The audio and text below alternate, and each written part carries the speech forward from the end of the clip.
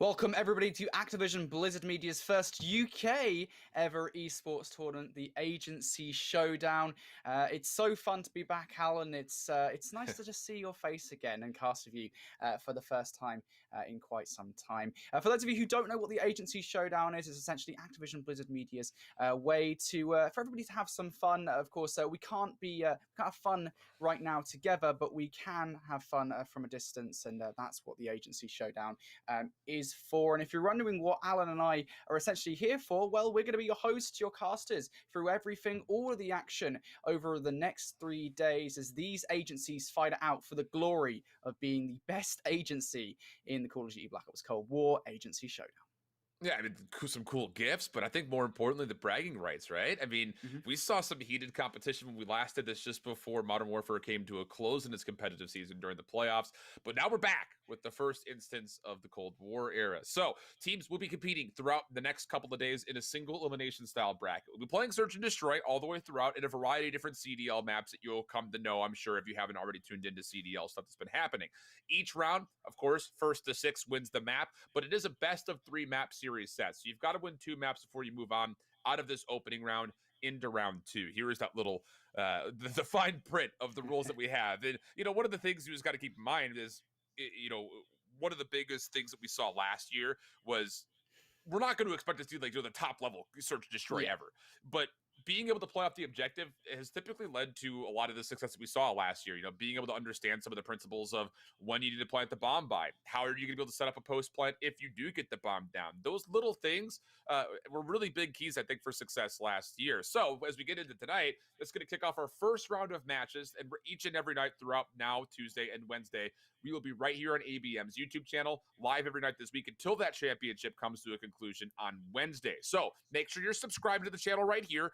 Get the little bell notification to know when exactly we're live here on YouTube. And then if you're not already following along on Twitter, the social media hashtag is #Agency Showdown, and the handle is ActiveBlizzMedia. So think about it just like Activision Blizzard, but take a couple letters off the back end and you're good to go. Character limits are a thing here, Brody. Yeah, they absolutely are. Unfortunately, I think my Twitter handle is a lot more easier to get in there with only like 8 or 9 letters. Yours is pretty simple. Yeah, yours is pretty easy. Just like me. Simple, easy. There you go. Only 5 minutes in the broadcast, I'm already insulting myself. Anyway, let's get into our matches that we have for today. Of course, let's take a look at our bracket as we have everything coming up. So we're going to be kicking things off with Zenith versus the Hair Blair Bunch. And by the way, before I get into talking about all of these matches that you guys can see on screen right now, again, Shift, you and I, we always marvel at the names of which these agencies come up with for their teams in the Agency Showdown. It's always so fun. Personal favorites. So this time around, the 3 Steves. If the players on that team are not all called Steve, Stefan, Stephanie, I don't know. I'm going to be disappointing, right? I need them to all be called Steves. I imagine they are. But across the board, they're great names once again. So I do applaud all of the agencies for coming up with the names for all their teams. And those are the matches we do have for today. Let's take a look then at our bracket to see sort of where these matches are going to situate themselves in our bracket overall. Of course, we're going to see a single elimination bracket, as you rightly said earlier on, Alan. We have Zenith versus the Hair Bear Bunch and 33% Professional versus FaZe Good Stuff as well. So those are going to be the 2 matches that we kick things off with. Let's quickly switch over to our schedule then for the first 3 days of action. Of course, only 3 days here for the UK Agency Showdown this month, and we have of course a lot of matches on day number 1. There's going to be a few running concurrently, and the first 2 we're going to be kicking things off with is going to be, as I said, Zenith versus the Hair Bear Bunch and 33% Professional versus FaZe Good Stuff. Those 2 matches are going to be starting very shortly. Before though we do get into today's action, I want to let you all know all about the Call of Duty League's new program, the Recon Core. It is Activision Blizzard Media's exclusive player panel. This panel gives you the chance to get yourselves involved with the Call of Duty League, help shape the future of the Call of Duty League by sharing your feedback on teams and sponsors. And the best part about it, Alan, is that in doing so, you get some nice in-game goodies as well, right? I know you've already signed up to it, Alan, right? I did. When we were running through our rehearsal, I was like, I remember Nameless talking about this on the kickoff event, but I didn't get a chance to listen to it in full because I was doing other things. So now that we have a full script here for me to read, it's like, I got to go because let's be honest, if you offer me free in-game rewards that are CDL related, I'm all over it. I will make sure I shout it from the mountaintops. And let me tell you, I'm in North Carolina. There are a lot of mountaintops out here where I'm at. So I will be going to each individual summit of all these peaks and yelling about CDL Recon Core until I drop. Again, CDLReconCore.com. Go there, sign up, good feedback there. Because let's be honest, one of the best things as far as being able to kind of tailor an experience is what happens during those ad breaks. And that's largely what the feedback is looking at, is how much are these promotional products really paying off to you as an audience member. So definitely get involved, make sure you're there, and well, you get free stuff too. So you love that. You can tell the CDL how much you love dragons. That's, I think, the bottom line there. Absolutely. Yeah. If you don't, if there was a poll on there, how effective is the dragons ad? 100 out of 10. 100. It's just like a bar. It's all the way up to the moon. It's where dragons ad to goes. The moon, dude. Dragon stomp to the moon. We do love that advert. So make sure you guys go check that out at cdlreconcore.com to get involved with providing feedback for the future of the Call of Duty League. We do love to see it. Let's talk then about the agency showdown, Alan, the matches we've got ahead of us today.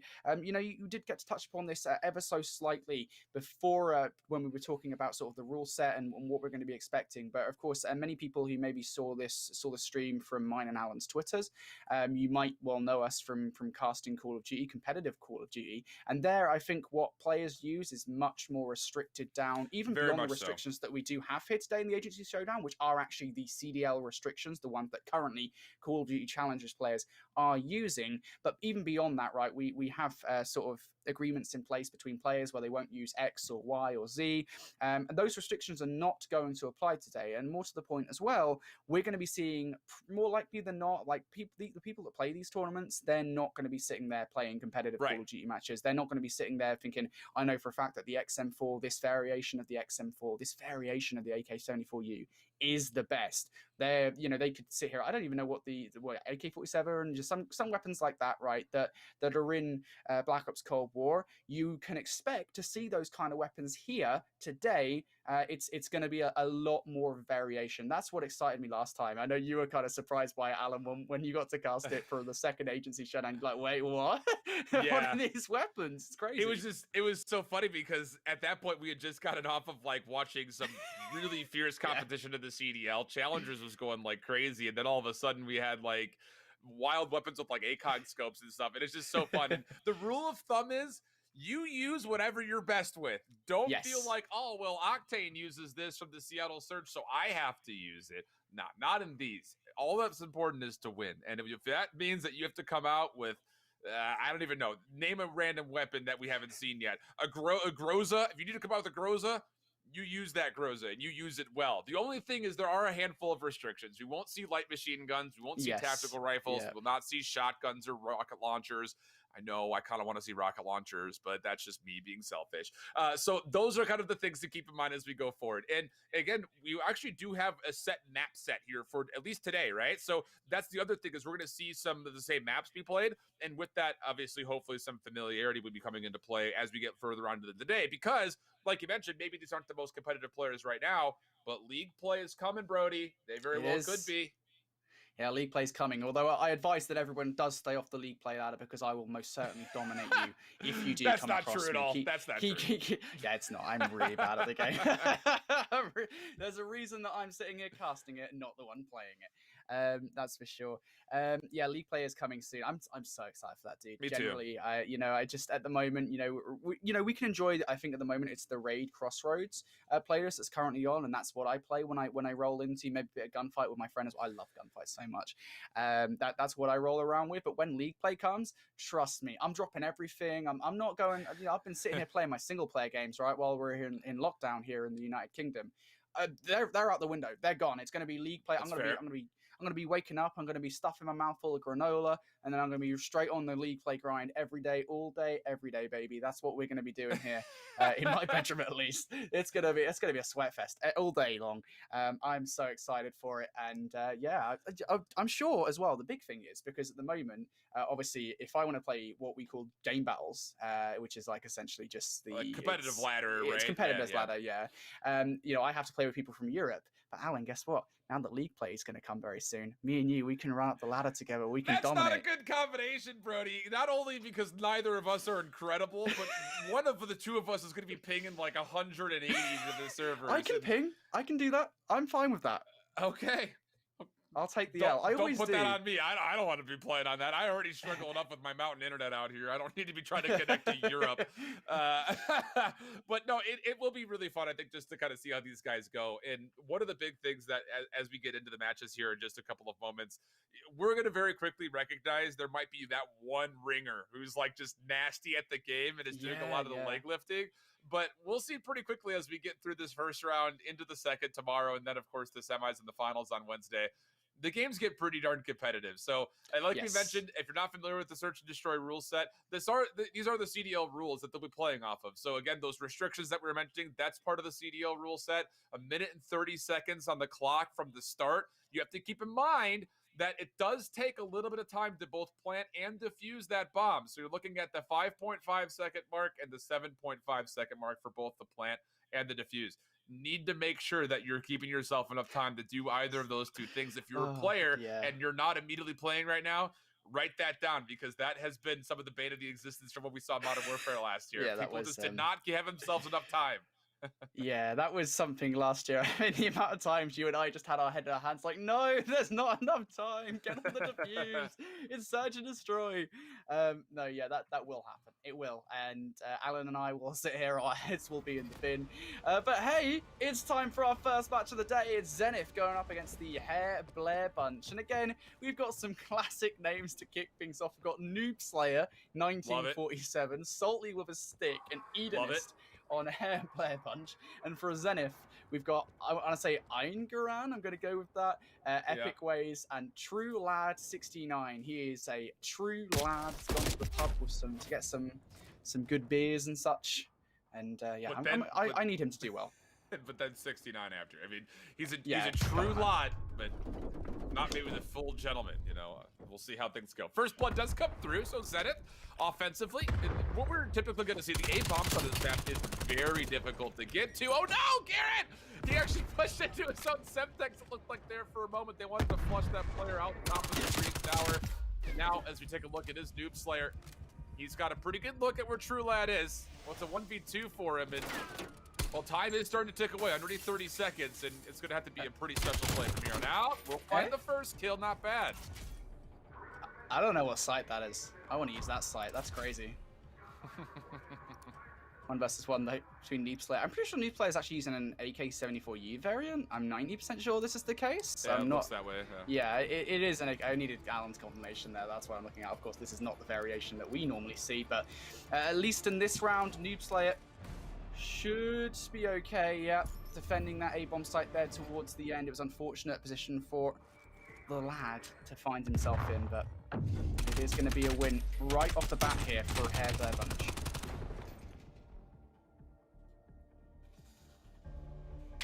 Here we go. Not bad. Good start. Again, this map is actually really difficult. Like, not even just saying it in 3v3 form, but when we watch teams play 4v4, both in the CDL and also like the top challengers in the AMP scene, this A site is very difficult to get to. It's so tucked away in this corner. So you're really kind of looking at where is the approach going to be over towards B largely, because trying to mantle on top is very difficult. So we'll see how things unfold. There's those smokes that we have not seen for quite some time, at least when we could normally cast, because again, those gentleman agreements are there. But these players doing whatever is most comfortable, and we're already down to 60 seconds, Brody, and a lot of patience being executed really from both teams. But Duran's going to push into dark. He'll find first blood. Not bad. So good start here for Zenith again. It's nice to see an MP5 again, isn't it, from the very start of the season when they were meta here over in competitive Call of Duty. But it is a good start overall here from Zenith. Again, they draw first blood inside fence. Now it's a 1 versus 3 for Salty with a Stick. his stick is not good enough in that situation. A 1 versus 3, not possible. Salty with I'm trying to like break down. Do you ever do this when like, you match up against somebody that has a weird name? Like you really want to just ask them like what was going through like your mind when you made the name? Like where is the origin of your name? I really want to know. Well, you know, like, it's funny you say that, right? Because Salty with a Stick, that I actually once, I was in Iceland, which is like a UK store. I don't know if you guys have those over in the US. No, and we do not. And it was like, I got to the checkout. I was buying a massive bear actually at this point, which is kind of funny. Don't ask. But yeah, I will later. There was a salt stick. There was like this massive stick that was just salt. It just had salt on it. I was completely bewildered when that happened. So maybe he was in Iceland when he came up with his name. Who knows? But maybe he's done. He's done in this round at least. He's 0-3, not having the best start to this search and destroy. Now already Hair Blair bunch on the offense here, or on the defense. Sorry. Now looking to control A. Nice little snipe to open things up as well for Garand. He's got 3 in a row. Bomb will be planted at B. One of the first times we can see the objective come into play here. So Hair Blair bunch. I'm not gonna be able to say that all that fast. That's the tongue twister in its own right for me. They need to find a way to retake through. Edinist is gonna try to make his way over. No, not gonna happen. Up top, Zenith in a great spot, and they'd be able to take their lead right back 2-1. I think the unfortunate situation for Hair Blair bunch there, folks, was that they put themselves over on towards the A bomb site, and in doing so, they essentially had to make that rotation over towards the second bomb site in B. Of course, that was in control for Zenith, and already we're 3 rounds into this search and destroy. Remember, folks, it's first to 6 here, a best of 11 in each individual search and destroy game, and it is Zenith currently taking the lead. A great start overall from their team. Garan, I think, having the best go of it so far at 4-1. And he's running that kind of like overkill loadout that we've come to know before, where he's got a sniper in one hand and then he's got an MP5 in the second. I don't know how you juggle between those 2 weapons in real life, but he's doing well here virtually. And you're going to get the Krieg 6 in hand for Epic Ways. So again, we're seeing a little bit of polarity as far as like what the setups are looking like. And that's a nice little bit of combination for Zenith overall. Long-range shots here from Noob Slayer as you saw a couple of players up top in that green tower. Again, the high ground so important on this map, and Zenith had definitely understood that early here. Bomb is making its way to B, though, here, Brody. So Salty with the stick, looking to make a solo play. He's in the vents. A very tricky place to flush people out from. This is another one of those big, let's call it power position, and Noob Slayer is able to help out. He finds himself 1 kill. So 1 for 1 we go, and now 2v2 with 30 seconds to play. Fortunately for Salty with a stick, though, just decided to destroy a trophy system, although those things can be nasty buggers to take out. Does get that first kill onto True Lad, though. So now 1 versus 2 here for Epic Ways. This bomb will be going down over towards B. And Epic Ways is actually in a position to stop this plant. It's going to go for it. Gets the first kill. Second kill coming in from behind. Epic Ways has surely seen the player up top and bridge. Oh, no. Not to be. That's going to be a kill for Hair Bear Blunch. That's tough. It's just one of those things that it's funny because we have the ability of like seeing how the minimap is working, so we're already turning our eyes to where these players are positioned. But when you're in the game, like you're looking right in front of you. I mean, Garrison, there are so many little corners. You have to check so many spaces, and sometimes that one angle you miss is the one angle where your opponent happens to be standing. So, you know, for only having 4 kills for Hair Blair Bunch, they're right in this game still. 2-2.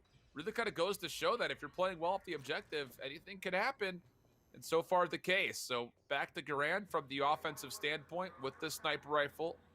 Again, looking over towards this area that we like to call lights. Nobody's going to be there at the moment, but you see the name tag of Dent or Edinist. He's underneath. And does he see the head? Unfortunate double chow comes through, and that's going to be first blood again for Zenith. But Noob Slayer, you see his name tag. He is all the way on the big flank. He could completely blow this play up if he gets good timing. He sees 1. There it is. Does he know the second one is nearby is the question, though.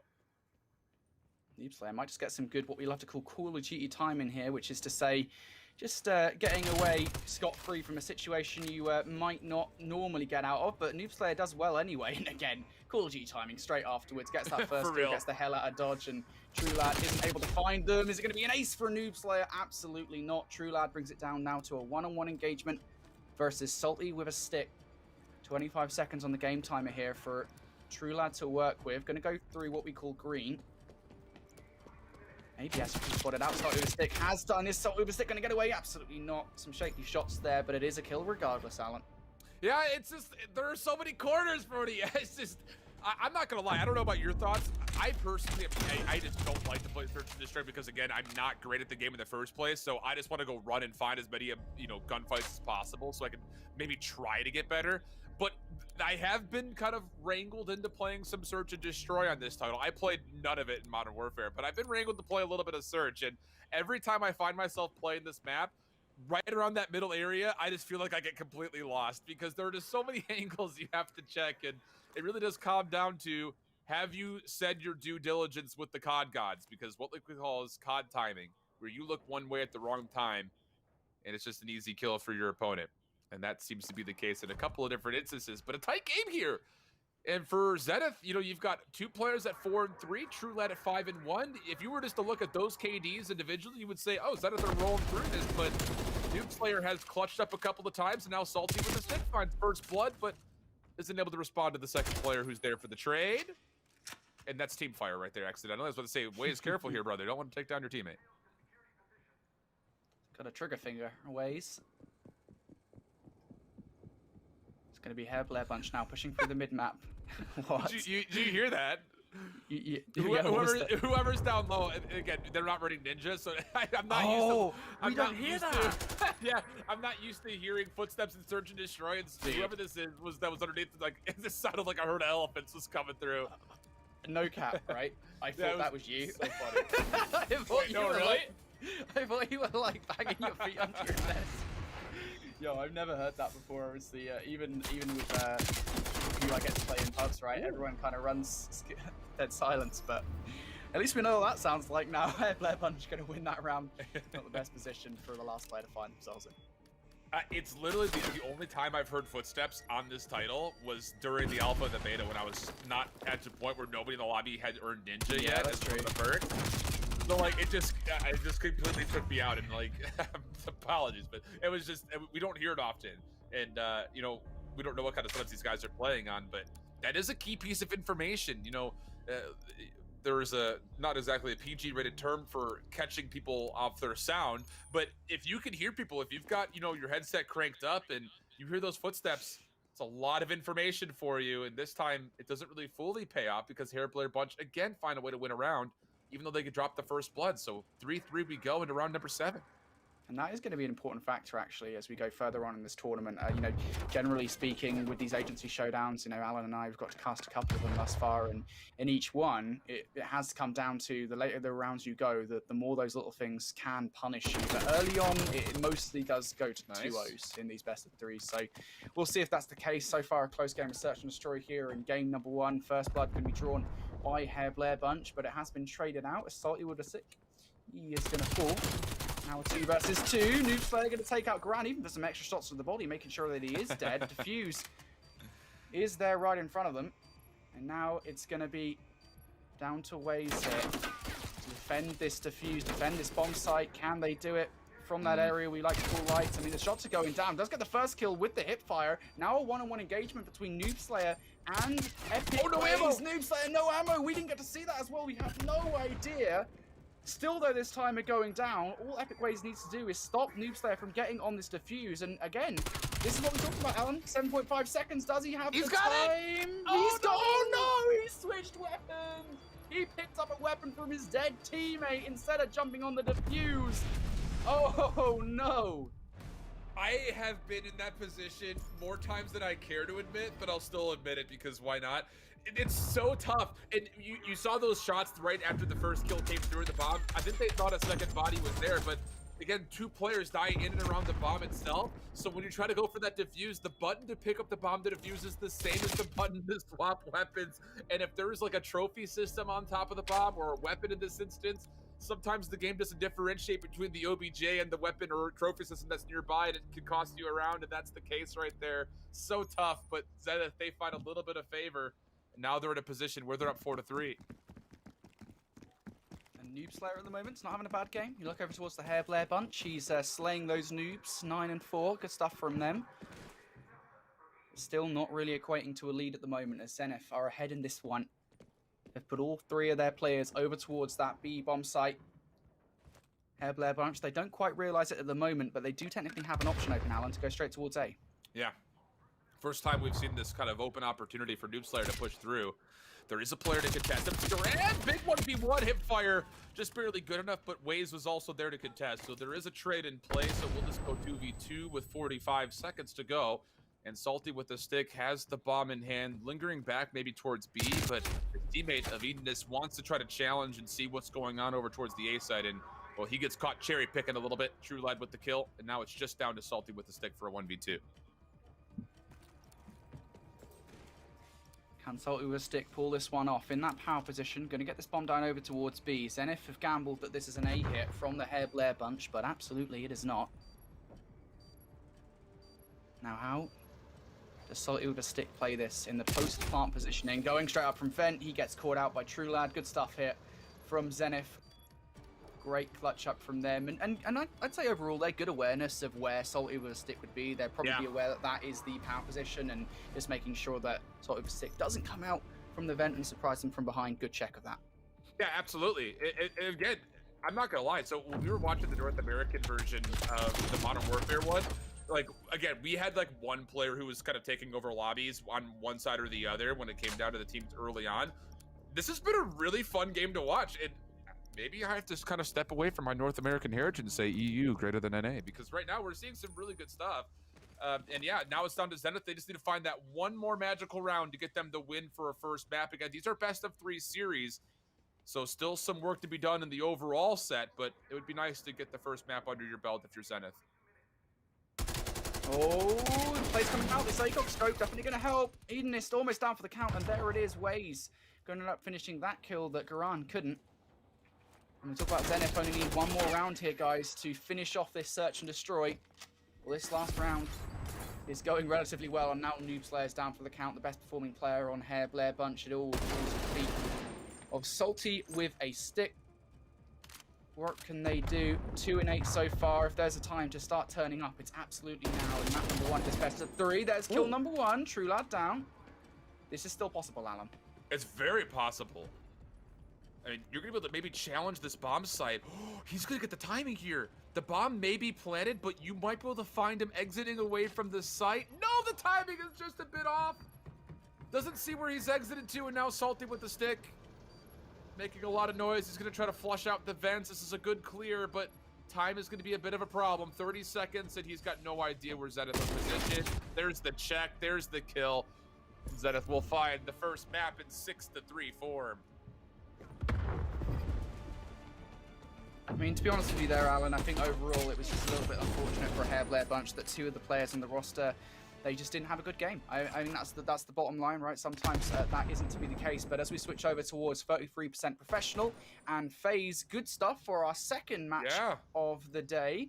Of course, happening simultaneously with the one of Zenith versus Hair Blair bunch. I don't know if this is map number 1 or map number 2, but if it is map number 1, we go over to one of my... I actually really like this map when it's in competitive rotation. Checkmate, Search and Destroy.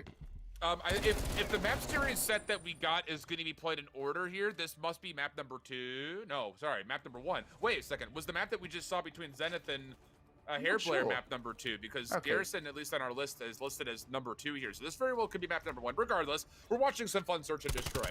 Bomb is being planted over at A. Mike able to find the first kill, but as Turkish Delight is able to get bomb planted, he's going to hold on top. Pellington in the back pocket! Heck of a shot. And that'll be good for a 1v2 clutch, effectively, with a little extra Mike, you cheeky lad. Oh, Mike. First the sniper rifle, then the teabag as well. A nice little bit of teabagging at the end to let us know that it was a very good play, and it was. And you and I spoke very briefly about how those sniper rifles are going to be important here on Checkmate Search and Destroy. Oh, here's exactly why Mike drag scopes that last kill, and it's going to be a good round for them there. Really good round. And we don't see the Pellington all that often, right? Like, it's usually always the LW3 Tundra, so that's really fun to watch. We also have an FFAR, which, I'll be honest, there are some collegiate Call of Duty players this year that are still giving the FFAR a go on certain maps. Yeah. And it worked out pretty well. It's still, I mean, it melts. It just comes down to, you know, it serves a very specific purpose, like when it comes to that range between the 74U and the M4. And that's the range right there that I'm talking about. So Musta's able to find himself first blood, and that's going to lead to a 3v2. I'm convinced right there, Shift. Musta showing me that the FFAR is still a usable weapon after its relatively recent nerf.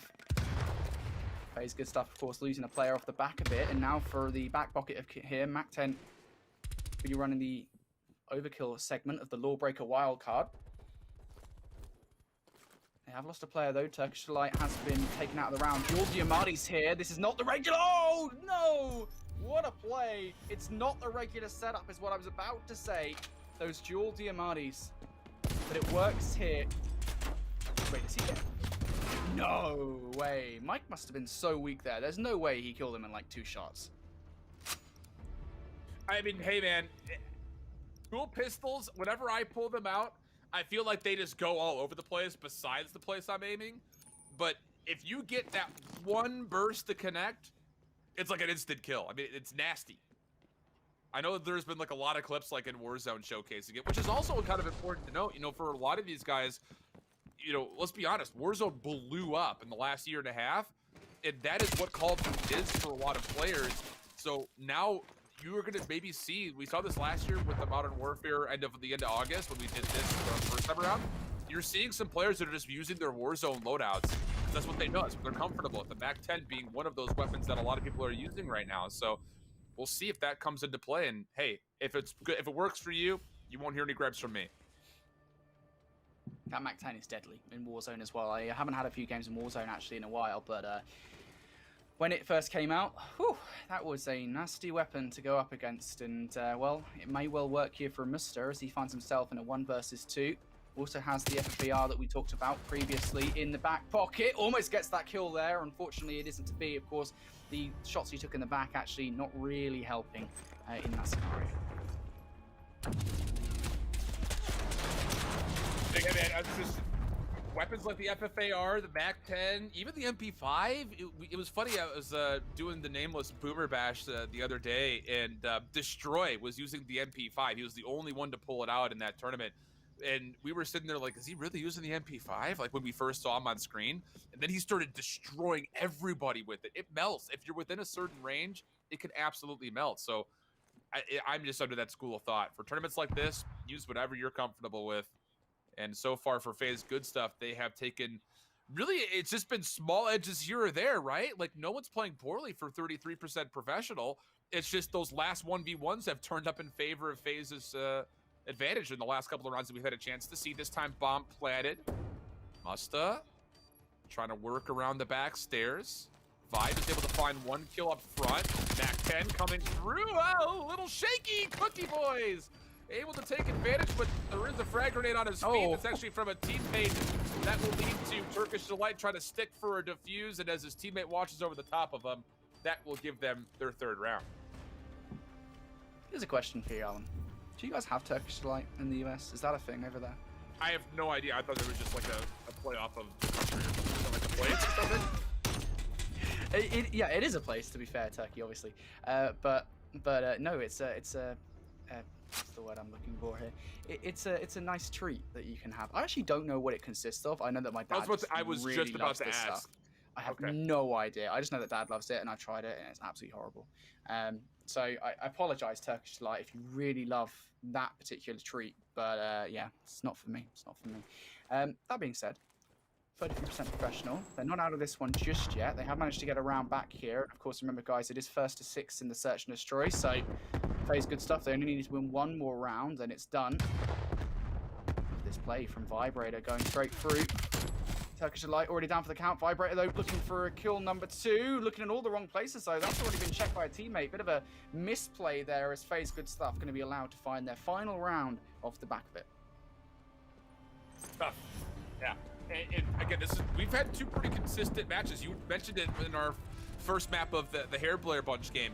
You know, when we were watching over the Modern Warfare one, it was like, okay, one team was just completely running through the other. Not in these 2 matches, not yet. We've had some pretty close ones, and we'll swap back over. We did get confirmation that for Zenith and Hairblayer Bunch, they actually selected Garrison as their first map. So even though I think it was technically supposed to play the second, it's whatever. We're playing the same 2 maps anyway. It's just a little bit of a different order here. And as we're getting into the second map, Zenith do hold a marginal lead, but Hair Blair Bunch get the bomb planted, looking to tie things up. Eunice down for the count though, so this push through the flame may be a lot easier for Waze to make happen, but just like that, Noob Slayer and Salty with a stick, able to pick up individual one-on-one gunfights, and now it all rests on the shoulders of Garan here. Going on the longest flank known to man through wood.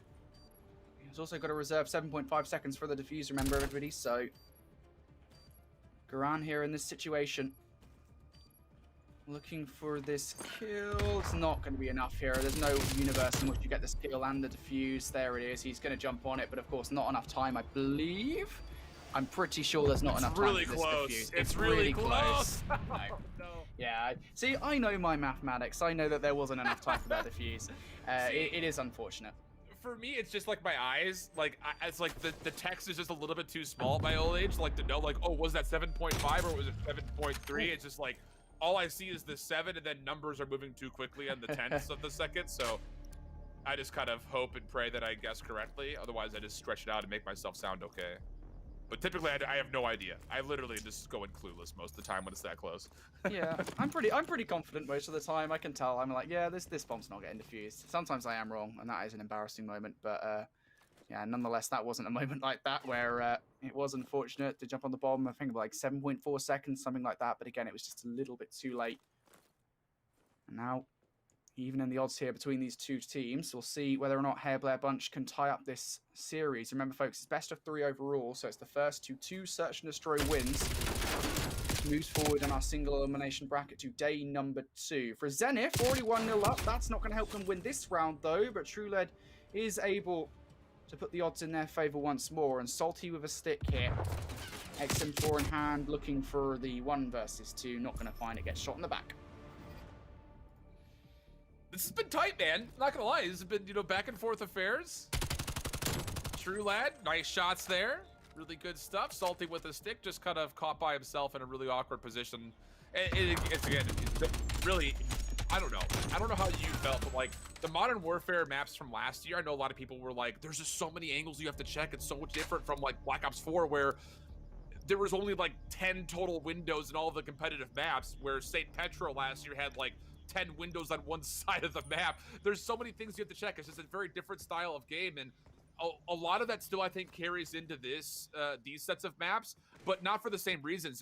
There's a lot of different environmental things that are just like boxes and verticality things in like weird spots that, depending on where you are, you can be in a really awkward position, and that kind of the case that last round for Salty with the stick. But again, Hair Blair Bunch really committing to get this bomb planted early. It's been good for them so far. Garan able to respond to Salty with a stick up close, so now we go just actually do a 3v1 as TrueLad also finds a kill. Hedonist has to wrap around the back of this play, and he gets scouted out. Good shots from Garan, and that will be a 4th round for Zenith. It's a clean one as well for Zenith, Zenith overall, and here's the thing, right? With sort of players like these in the positions they're in, they're not going to know all of these post-plant positioning, right? I think that's one of the key things is you get this bomb down, you're not going to know, well, we're going to stick a player on the wing, we're going to stick a player inside the little room, and then maybe we'll have a player under the plane or something like that, back steps, I don't know. Right, yeah. You're not going to have those setups down to a T, right? So what you're seeing here is going to be very unlike what you see in Call of Duty Challengers or Call of Duty League, where those setups in a post-plant position, they're just not going to be as strong. So it's much easier for a team like Zenith to just come on through and break it and get that defuse. And there we see exactly that.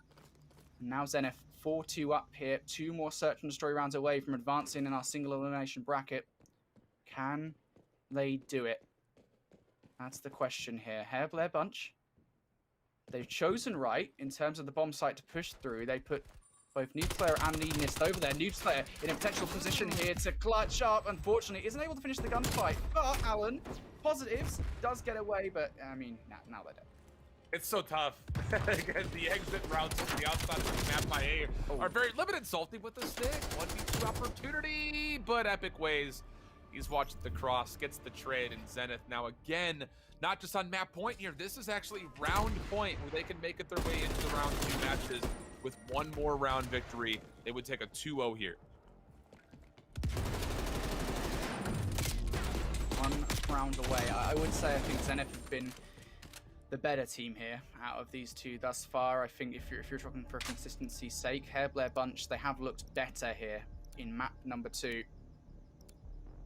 But again, it's just closing out those rounds. They're getting themselves in the positions. I think that's probably the positive you take away from this. As you can see, right? You see Salt with a Stick last round found themselves under the plane wing, perfectly calling that it was going to be an A hit from Zenith, and they just couldn't finish off those gunfights. I apologize if everybody can hear my dog barking in the garden. I don't know what she's barking at, but she loves to do that, so I apologize for that. Ooh. Anyway, back to the sniper rifle play. Garan, surely, please. There it is. Garan gets that 1-on-1 against Eunice.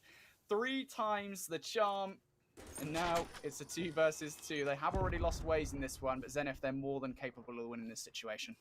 Brody, if we ever do play League play and we get on the Search and Destroy and you ask me to snipe, I would be doing just like that. For Grant, oh, did he get tagged up by the bomb? Oh, the good raid coming out here. Player Bunch, stay alive, extend the map just a touch. Grant caught mid-reload. But yeah, just don't ask me to snipe if we ever play League play Search and Destroy, okay? Dude, that's no, you're sniping. I'm lumping you with a sniper rifle. Dude, it's the easiest weapon to use in the game. What do you want from me? Not for me, dude. I can't handle it. My thumbs just don't move that way. Yeah, mine neither. This is all a cover-up for I don't have to use the sniper rifle. No, but it does take some skill to use, and for the Hairblair Bunch there, they do end up doing well with it. Or Garan, sorry, doing well with it on the Zenith side. So now 5-3. Zenith still looking for this final round. The sniper rifle again pulled out, and this is the sniper rifle you and I are more used to seeing. The LW3 Tundra. It's the it was until players stopped using the sniper rifles, their weapon of choice in that particular category. Also has the MP5 in the back of it as well. Again, Lawbreaker doing well. Goes for that first kill, and yet again, Zenith with the team kill. Waze doubles up on that gunfight, and unfortunately ends up with friendly fire. Takes out his teammate, and the advantage dissipates. Cross angle. Waze is a little bit caught right now, and he loses his teammate of True Light all the way in the back. Noob Slayer has taken over so much of this back part of the map, and they've cleared B, so you have to know that Waze is going to be somewhere by the A site, and well, now he'll confirm that because he does get the bomb planted, but he chooses a correct exit. He's going to go through the yellow container, and if he turns around with good timing, he might find 1 kill before the second player can get here. It's Salty with the stick that's nearby. Trophy system will go down. Salty's going to see that ball and actually gets the aim up just in the nick of time. Nice little clutch up again. I'm telling you, man, both of these teams evenly matched, even though the first map was, what, a 6-3, and this one was nearly the same. Here, Player Bunch not going to go down without giving them a real test here. So 5-4, we'll go to round number 10. And I did say, Alan, right? It's just finishing these rounds, and that's what they're able to do here. Salty with a stick wins the 1-on-1. Initial centering of the shots a little bit off, but what's important is that they do end up winning that gunfight. And this team, again, as you rightly point out, just will not die here in game number 2. They're looking to force that raid, which would be game number 3 if it did go the distance. Let's see whether or not they can do it. It's Zenith once again on the defense here. Hairblair Bunch, they are the ones that have to take a bomb towards one of the bomb sites and get that bomb down. Sniper rifle again. For Garand, not going to see anything from this angle, at least not initially. Bomb is making its way to B. Noob Slayer, who's been trusted to rock the bomb, is going to go right back over to this site. And, oh, I think he saw a player in the tube. Yeah, sure seems that way. Garand's coming to his right. Also saw that. The stud is beautifully played. Semtex behind it, though, actually gives enough space for Noob Slayer to get out of dodge without any first blood being drawn. Garand gets away with his life. Salt over stick now down. First blood once again for Zenith, and this time around they're not team killing to even the odds. Hairblair Bunch gonna trade things out though. Noob Slayer gets that headshot onto Epic Ways, and now it's down to Garan and True Lad to try and finish this off once again. Garan does get Edenis, and now down to Noob Slayer. The best player for a Hairblair Bunch does bring it down to a 1-on-1 to survive in our single elimination first UK agency showdown in round number 1. Huh. Noob Slayer looking to force a round 11, Alan. And it's the top players from both of our squads. How appropriate is this? Bomb planted. Noob Slayer gets away. But Garand is quick to threaten. He's sitting just over to Noob Slayer's left. Wait a second. Did he pop a UAV? Wait. Do you hear it flying? Wait, what? I swear I could hear a UAV flying. I don't know if they're allowed to play with streaks. I think they are. I'm trying to go through here and see if they have any restrictions. Rule check. VAR. Let's have a look. I'm not seeing anything in the rules saying that it's restricted. Oh, no, they are. They are restricted. All score streaks are restricted. All of them. Every single one. Oh, snap.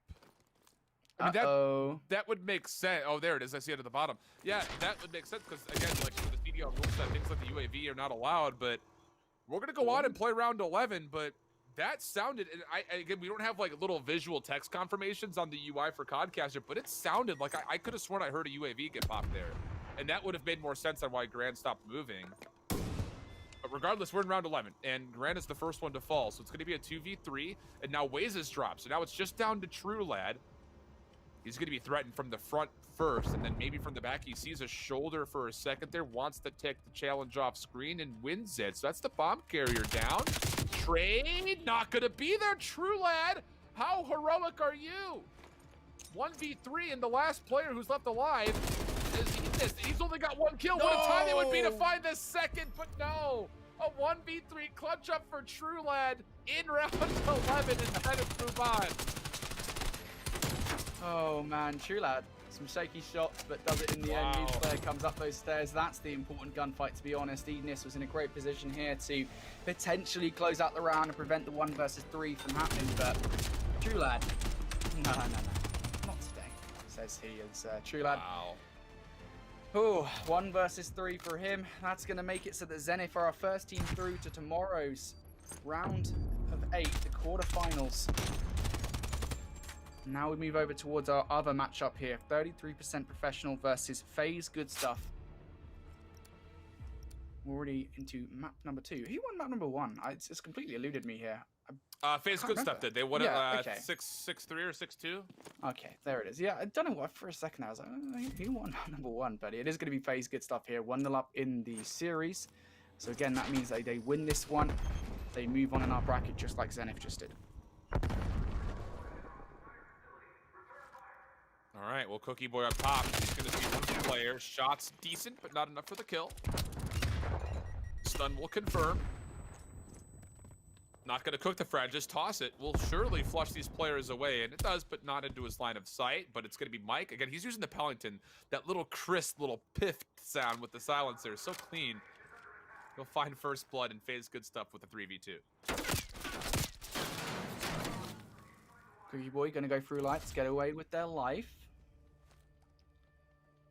Again, though, it is Turkish Delight all on their own, really, in this situation. There's not really much that you can do here, although they do have a power position, as long as they don't actually go out of... Oh, man, that's Call of Duty timing again to a T. Turkish Delight was keeping his eyes peeled outside of that vent area, turns away to travel back through vent, and as soon as that happens, the player from FaZe Good Stuff checks it, takes him out.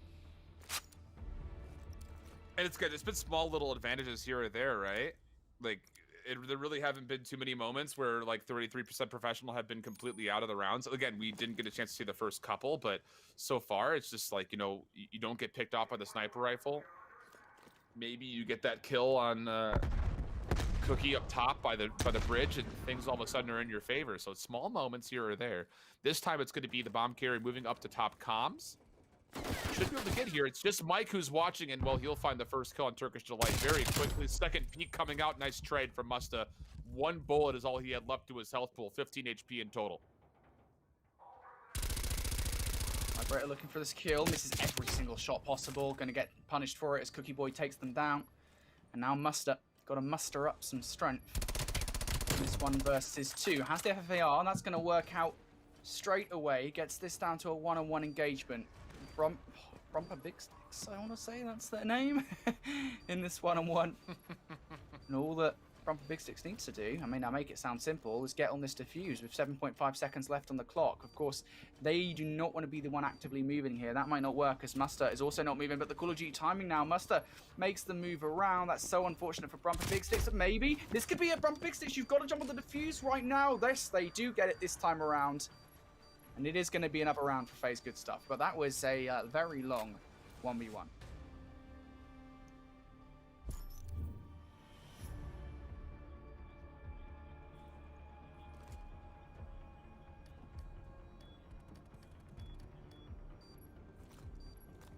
You're fine. Now FaZe, good stuff. Just 2 rounds away here, folks, from, again, just like Zenith, 2-0ing their best of 3. And moving on to be one of our final 8 teams for tomorrow.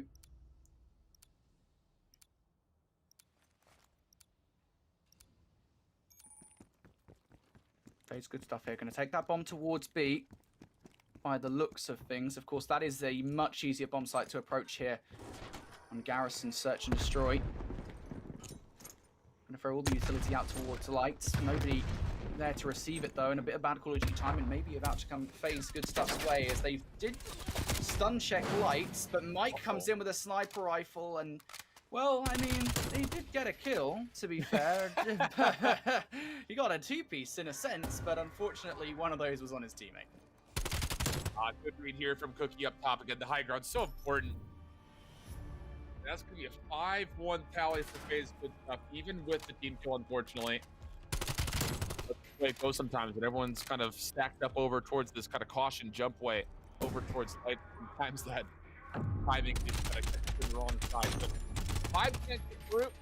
Cookie watching over the top very wisely, catches the shoulder before he could maybe all the way get into the back. That would have made things interesting, but it'll be a 5-1 like mentioned, and Cookie Boy really has been good. I mean, Cookie and Mike both have been playing pretty well in the couple of rounds that we've seen them play. In 9-2 and 5-1, those are good stat lines without question. So for 33% professional, it's going to have to be, well, I'm not going to try to do the math, but it's going to need to be 5 rounds in a row, which would need to be closer to 90% professional here.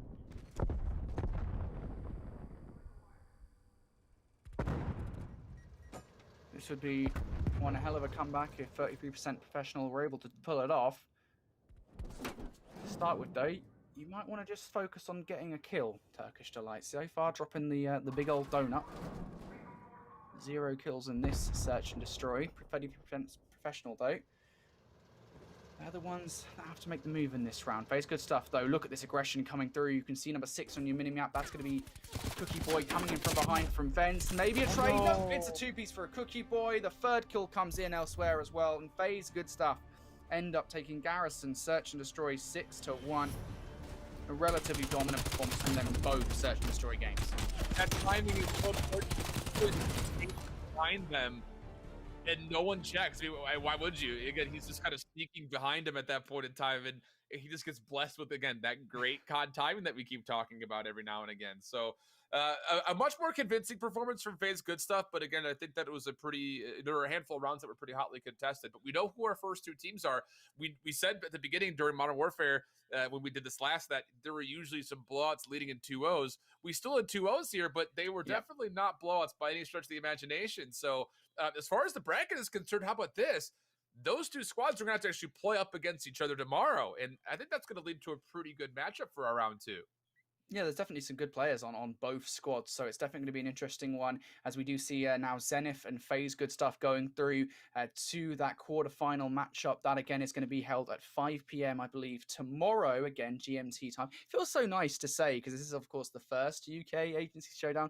Feels so nice to say, hey, it's 5 p.m. my time for once, Alan. You got to wake up early for this one. Yeah, it's okay though. I was on like the worst like degenerate sleep schedule ever because like trying to get everything ready for like the Challengers Cup and like doing content, like everything just goes so late. But I have been a more responsible young adult. I've been going to bed early. Adult? I've been okay. Stop it. I'm trying to give myself a little bit of room to work with here. Okay, and I've been waking up early. So like today was just like another day of the week for me, even though we just came off that long weekend that we just had. But yeah, good stuff. I'm excited to see more of this because right now, I'll say this much: for his regional identity, Europe, you're playing better than North America did when we saw them back in August. So I'm excited to see what else we have on the day. It's because Europe is just better, right? The UK, it's just a better region. It's okay to admit it, right? I mean, look, if we're talking UK versus US rivalries, we have what? We have football. You guys have trash football. We have we have crumpets. You guys don't. What I mean, you guys, what it's called football. You guys don't even do anything with your foot, like whatever, other than the kicker. Like, come on, we man. kick off, we punt, and we kick field goals. Okay, Yeah, that's not yeah, bad. yeah. All right, it's not Yeah, bad. yeah. Well, yeah, all in all, I think the UK. I mean, what you guys do? You even drink tea over in the US? I Do you drink even know? tea personally. I drink Do you tea. drink like breakfast tea? I don't know. Sometimes it depends. It depends on like what the day looks like for me. Like today, busy day, full thermos of coffee. It just has to happen. Yeah. But like around like 4 or 5 when we get wrapped up here before we go into College Con tonight, I will absolutely be making myself a cup of tea. And let's not, all of you guys that are out there watching, let me just say that I can quote right now a tweet that Brody had said just today, a couple hours ago, saying how he wants to be from North America so he can be able to rock Minnesota Rocker gear. So don't let him fool you, all right? We have our dual allegiances here. We just like good Call of Duty. That's just really what it comes down to. Yeah, look, dude, right? Okay, all I'm saying is that you guys, you get a few things that are better. Like, for example, you get certain TV shows better than us. Like, for the longest time, for streaming services, North America got like a much better selection of streaming service content, regardless of what love our television. You use.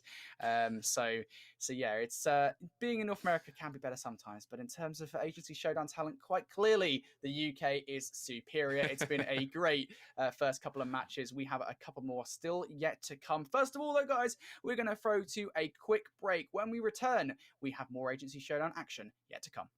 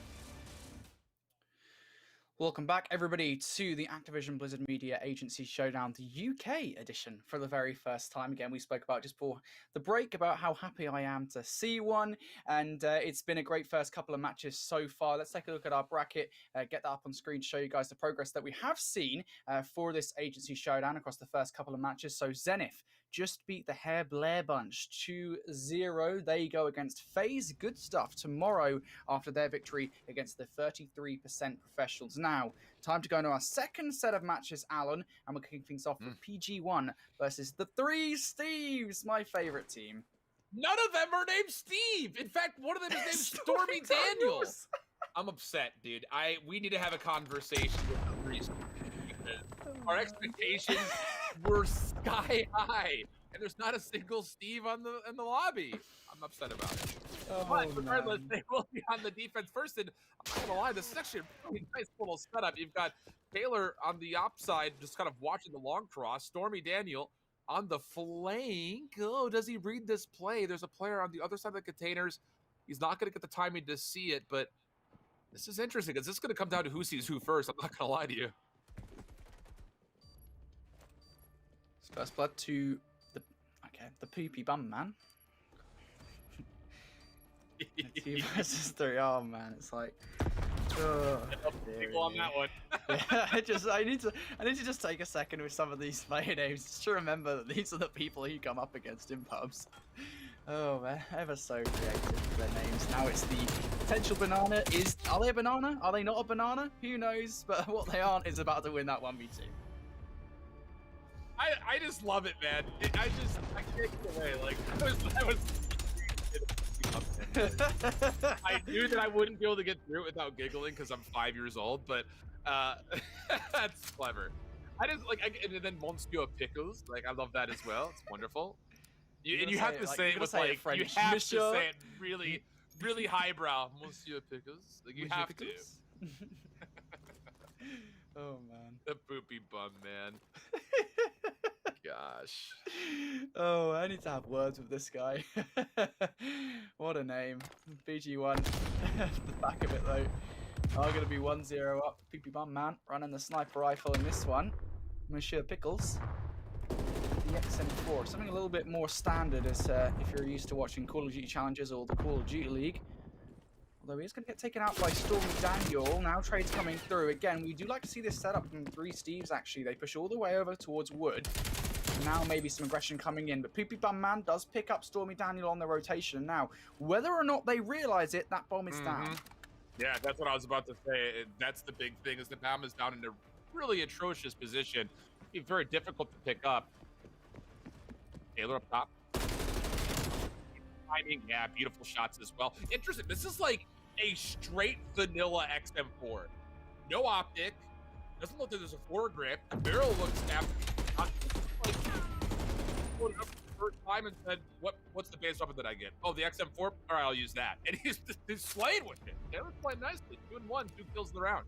Are you sure this isn't the next meta?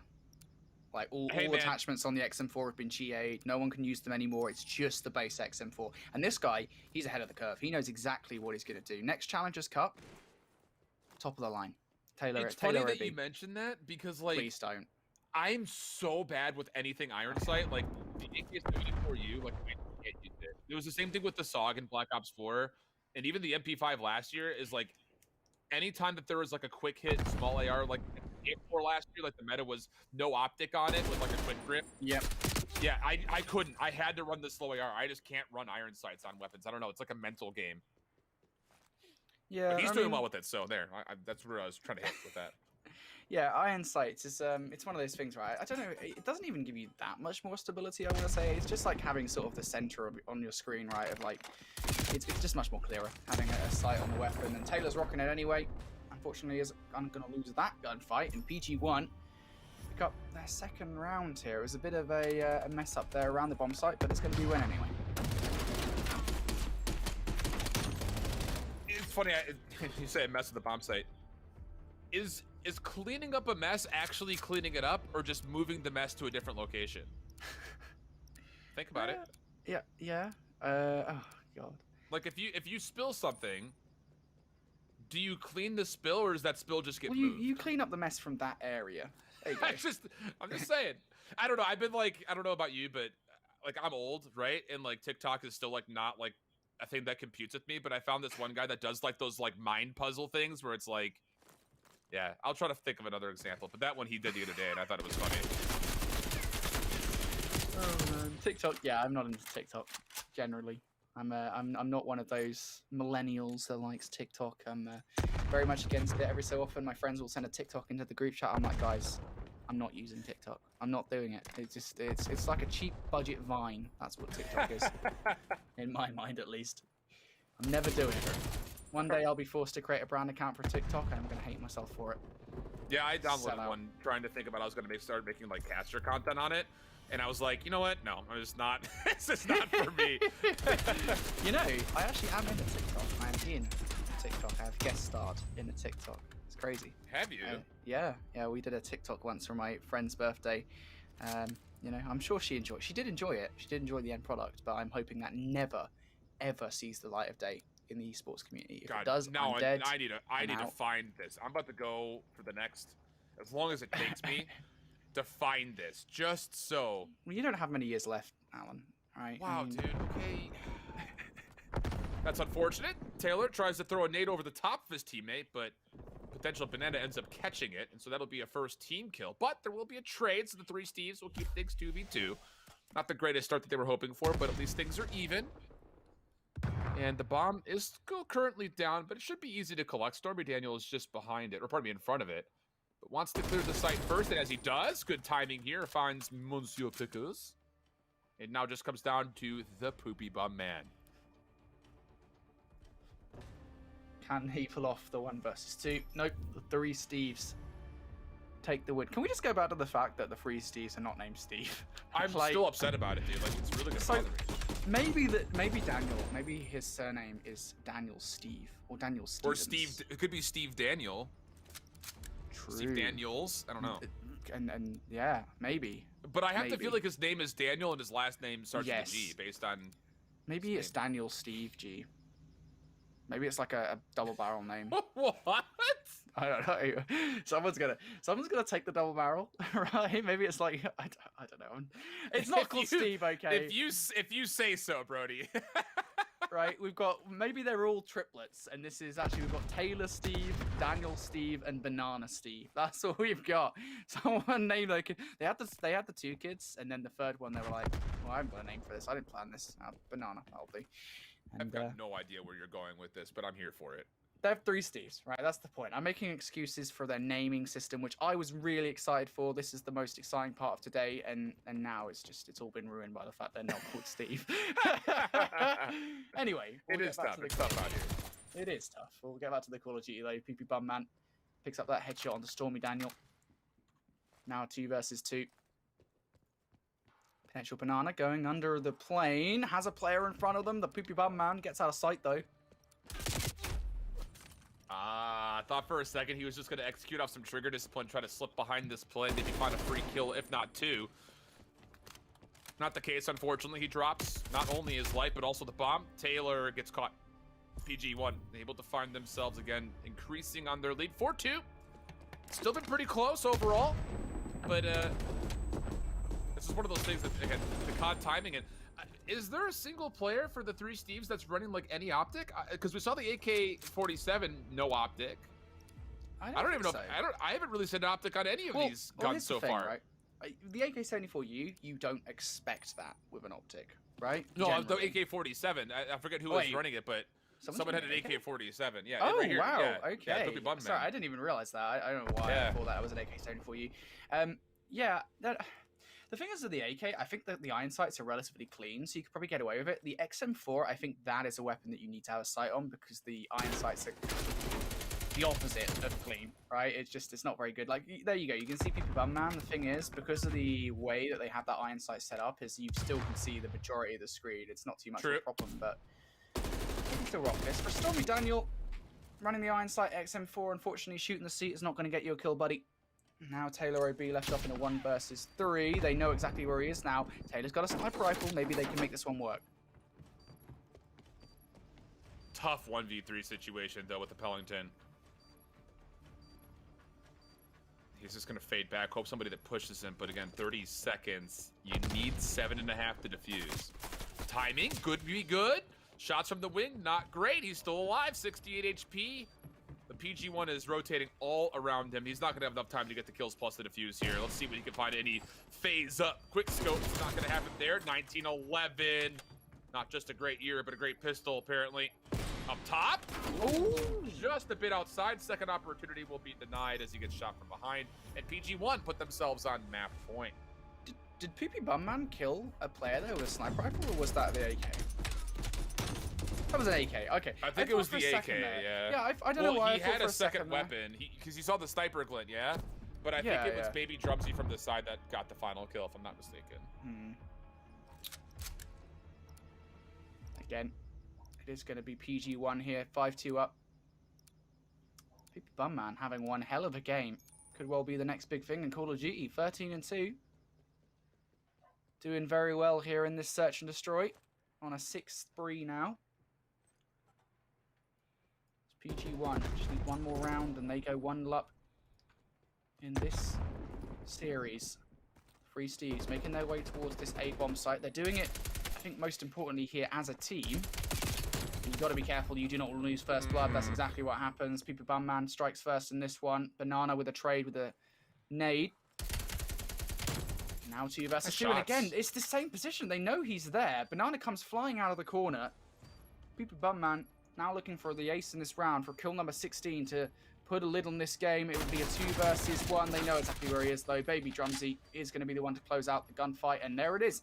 PG-1 shift end up taking game number 1 in this particular matchup.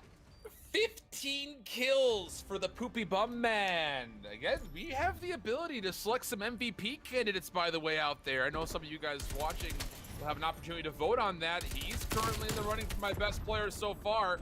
Not just because I have some favoritism for the name, but these shots have been cleaned, and he's doing it with, again, a loadout that I would not be comfortable with because, again, iron sights, but locking down some pretty clean shots. So 15-2, ending on an 8th spree. But we swap over to the Heartless Scientist versus D-Game. And it's currently a 3-1 tally in favor of our squad in blue. They are on the offense, looking to make a play towards the B site. D-Game trying to work their way in, but Paperboy, he tosses a Semtex, what looks to be at his feet, maybe. Finds 1 kill, but unfortunately trades his life. The pinch from behind, good for Matt. Easy double, beautiful play. Nice to see that kind of play, just as we switch over towards this match between Heartless Scientists and D-Game. Comes in from behind. It's nice to see somebody switching over from a matchup with Poopy Bumman call themselves Matt. That's always nice. It just makes me smile, at least, if not giggle every time. I can't. I'm literally 5 years old. Dude, I don't think it matters how old you are. When you sit here in our positions and you have to try and say with a straight face that Poopy Bumman's about to win this 1 versus 2, it's a very tough one. It's hard to sell that seriously, I think. It is, yeah. But if my life depended on it, I probably would be able to do it. Matt taking this one nicely. Yeah, he's doing well. You know, we were questioning that XM4 iron sight. Matt's rocking it, having no problems at all. Grig 6. So this is weapon, I think, for the first time we've seen it today. Shift. Oh, La Luke. His timing could be good here. He finds 1, second one nearby, but Paperboy has the trade. And again, Heartless Scientists are actually playing this like Wolfpack style, which is a very viable strategy. Especially after you find first blood, you just run around trying to find the last kill. He or Eddie, whichever you prefer, maybe he prefers, trying to stay alive in wood, but you can wallbang all of that environment. And that will be how he meets his maker. So 5-1, Heartless Scientists. These are some pretty darn clean shots. I mean, it's hard to track through the wood, but it's steady all the way through. These are things you like to see, and that one with the Krig, obviously a little bit more stopping power than the M4, but those long-range shots initially from Matt, no smoke, that's impressive. It is, and it does mean that Matt, in terms of KD at least, I mean, he must have been pulling these kind of shots off all game long. 10-1 for him.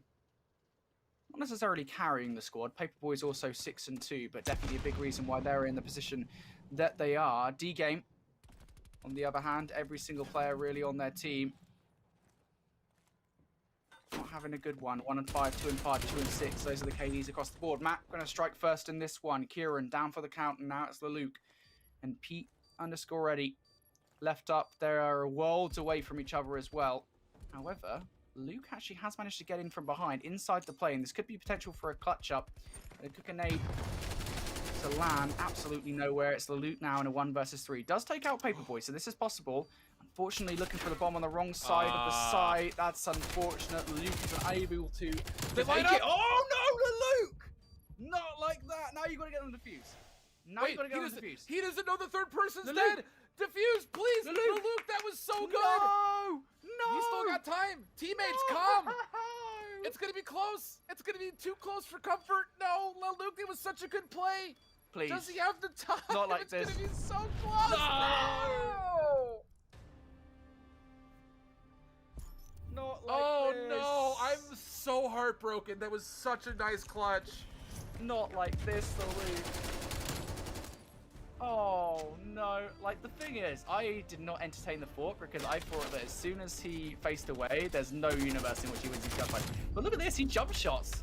Yeah, dude, this is a good play. It's a 1v3. I mean, maybe he has been playing in the search and destroy competitive scene. He's like, where's the fourth? Because he gets all 3. And, oh no, that's so unfortunate. Just a fraction too late, but we have to digress and move over towards map number 2 of our other matchup, PG1. This is the first round, and it was a 1v3, not really a chance to get it off the ground. Oh, that's going to be sticking with me all day long, Brody. I feel so bad. Dude, this day has just been full of heartbreaks, honestly. I woke up this morning, I realized that there was no ramen in the cupboard. No way you eat ramen. Do you eat it for lunch? No, yeah. Okay. Yeah, that's a lunch. Yeah, I was going to... Come on, dude. And coming to this, I see the name 3 Steves. I'm really happy. Find out that nobody's called Steve. And now, you know, we've got this one, and... It's that clutch. It's going to definitely stay with both of us, I think. It's been an upsetting day shift. Hopefully PG1 and 3 Steves can now make it better as the 3 Steves have started this one with a 1-0 start. And remember, they're already 1-0 down in this matchup, so they do need this win to tie up the game at 1-1. Tough situation here. Let's say a couple of shots, one way or the other, would determine first blood. No, the explosive barrel. I didn't bring it up in that first match that we watched here on Garrison, but the barrel's position right on top of that B site, it hits a radius. And that was unfortunate, the cause of some self-inflicted damage and a death. Potential banana in a potential troubling spot. He's going to be chased, and that will be enough for the kill. PG1 able to tie things up 1-1 apiece. Good stuff overall from them. It is unfortunate with that barrel. I think that's the key thing here to talk about, right, Shift? It's like, that barrel is just so unfortunate when it does explode in that position. And the thing is as well, you can shoot it, and I think there's like an invisible timer that goes off where it is going to explode at some point. So correct, maybe someone shot it and they didn't expect the barrel to go off, or maybe it was a tactical play, but unfortunately, it is going to go off, and it means the 3 Steves do not win that round, a set effectively, but now PG1 back on the offense. They go. They didn't win the offense last time around. PP Bumholt from up top, though, takes down potential banana. That's going to be a headshot as well. Nice kill. Bumholt. There's somebody behind. Goes for the stun check. How does that not get Stormy Daniel? I don't know. That's the finest of margins. It's one of those things. This happened in Modern Warfare as well, where I don't remember if it ever really truly happened to me, but I remember noting it on like a couple of different moments when we were casting, where like if the stun gets like dislodged in between pieces of the environment, like it doesn't like hit marker correctly. Because there are moments last year, I'm trying to think back, like there was I think a Hackney yard that someone was trying to break through P2, and like they flooded with stuns, and we were like on the perspective of the player who was sitting up top, and like they just were not affected at all. And I was just like, how has he avoided all of that? Like, this guy's coming in with the sturdiest sunglasses in the world. But, I don't know. Interesting situation. Regardless, the 3 Steves take advantage. They're right back in their winning ways. They're up 2-1.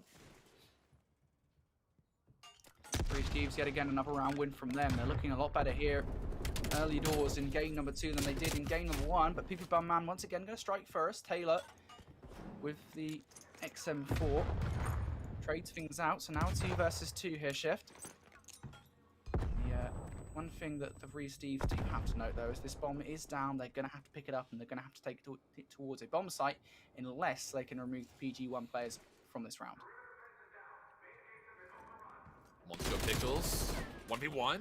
Wins it versus potential Banana. Again, the bomb, he just walks over the top, but might not know that. The bomb is very small in terms of the size that it takes up compared to previous CODs. So might be an opportunity here for Taylor to make a play. I think you saw Pickles for a second. Does he track him going up to the bridge, though? It's the real question.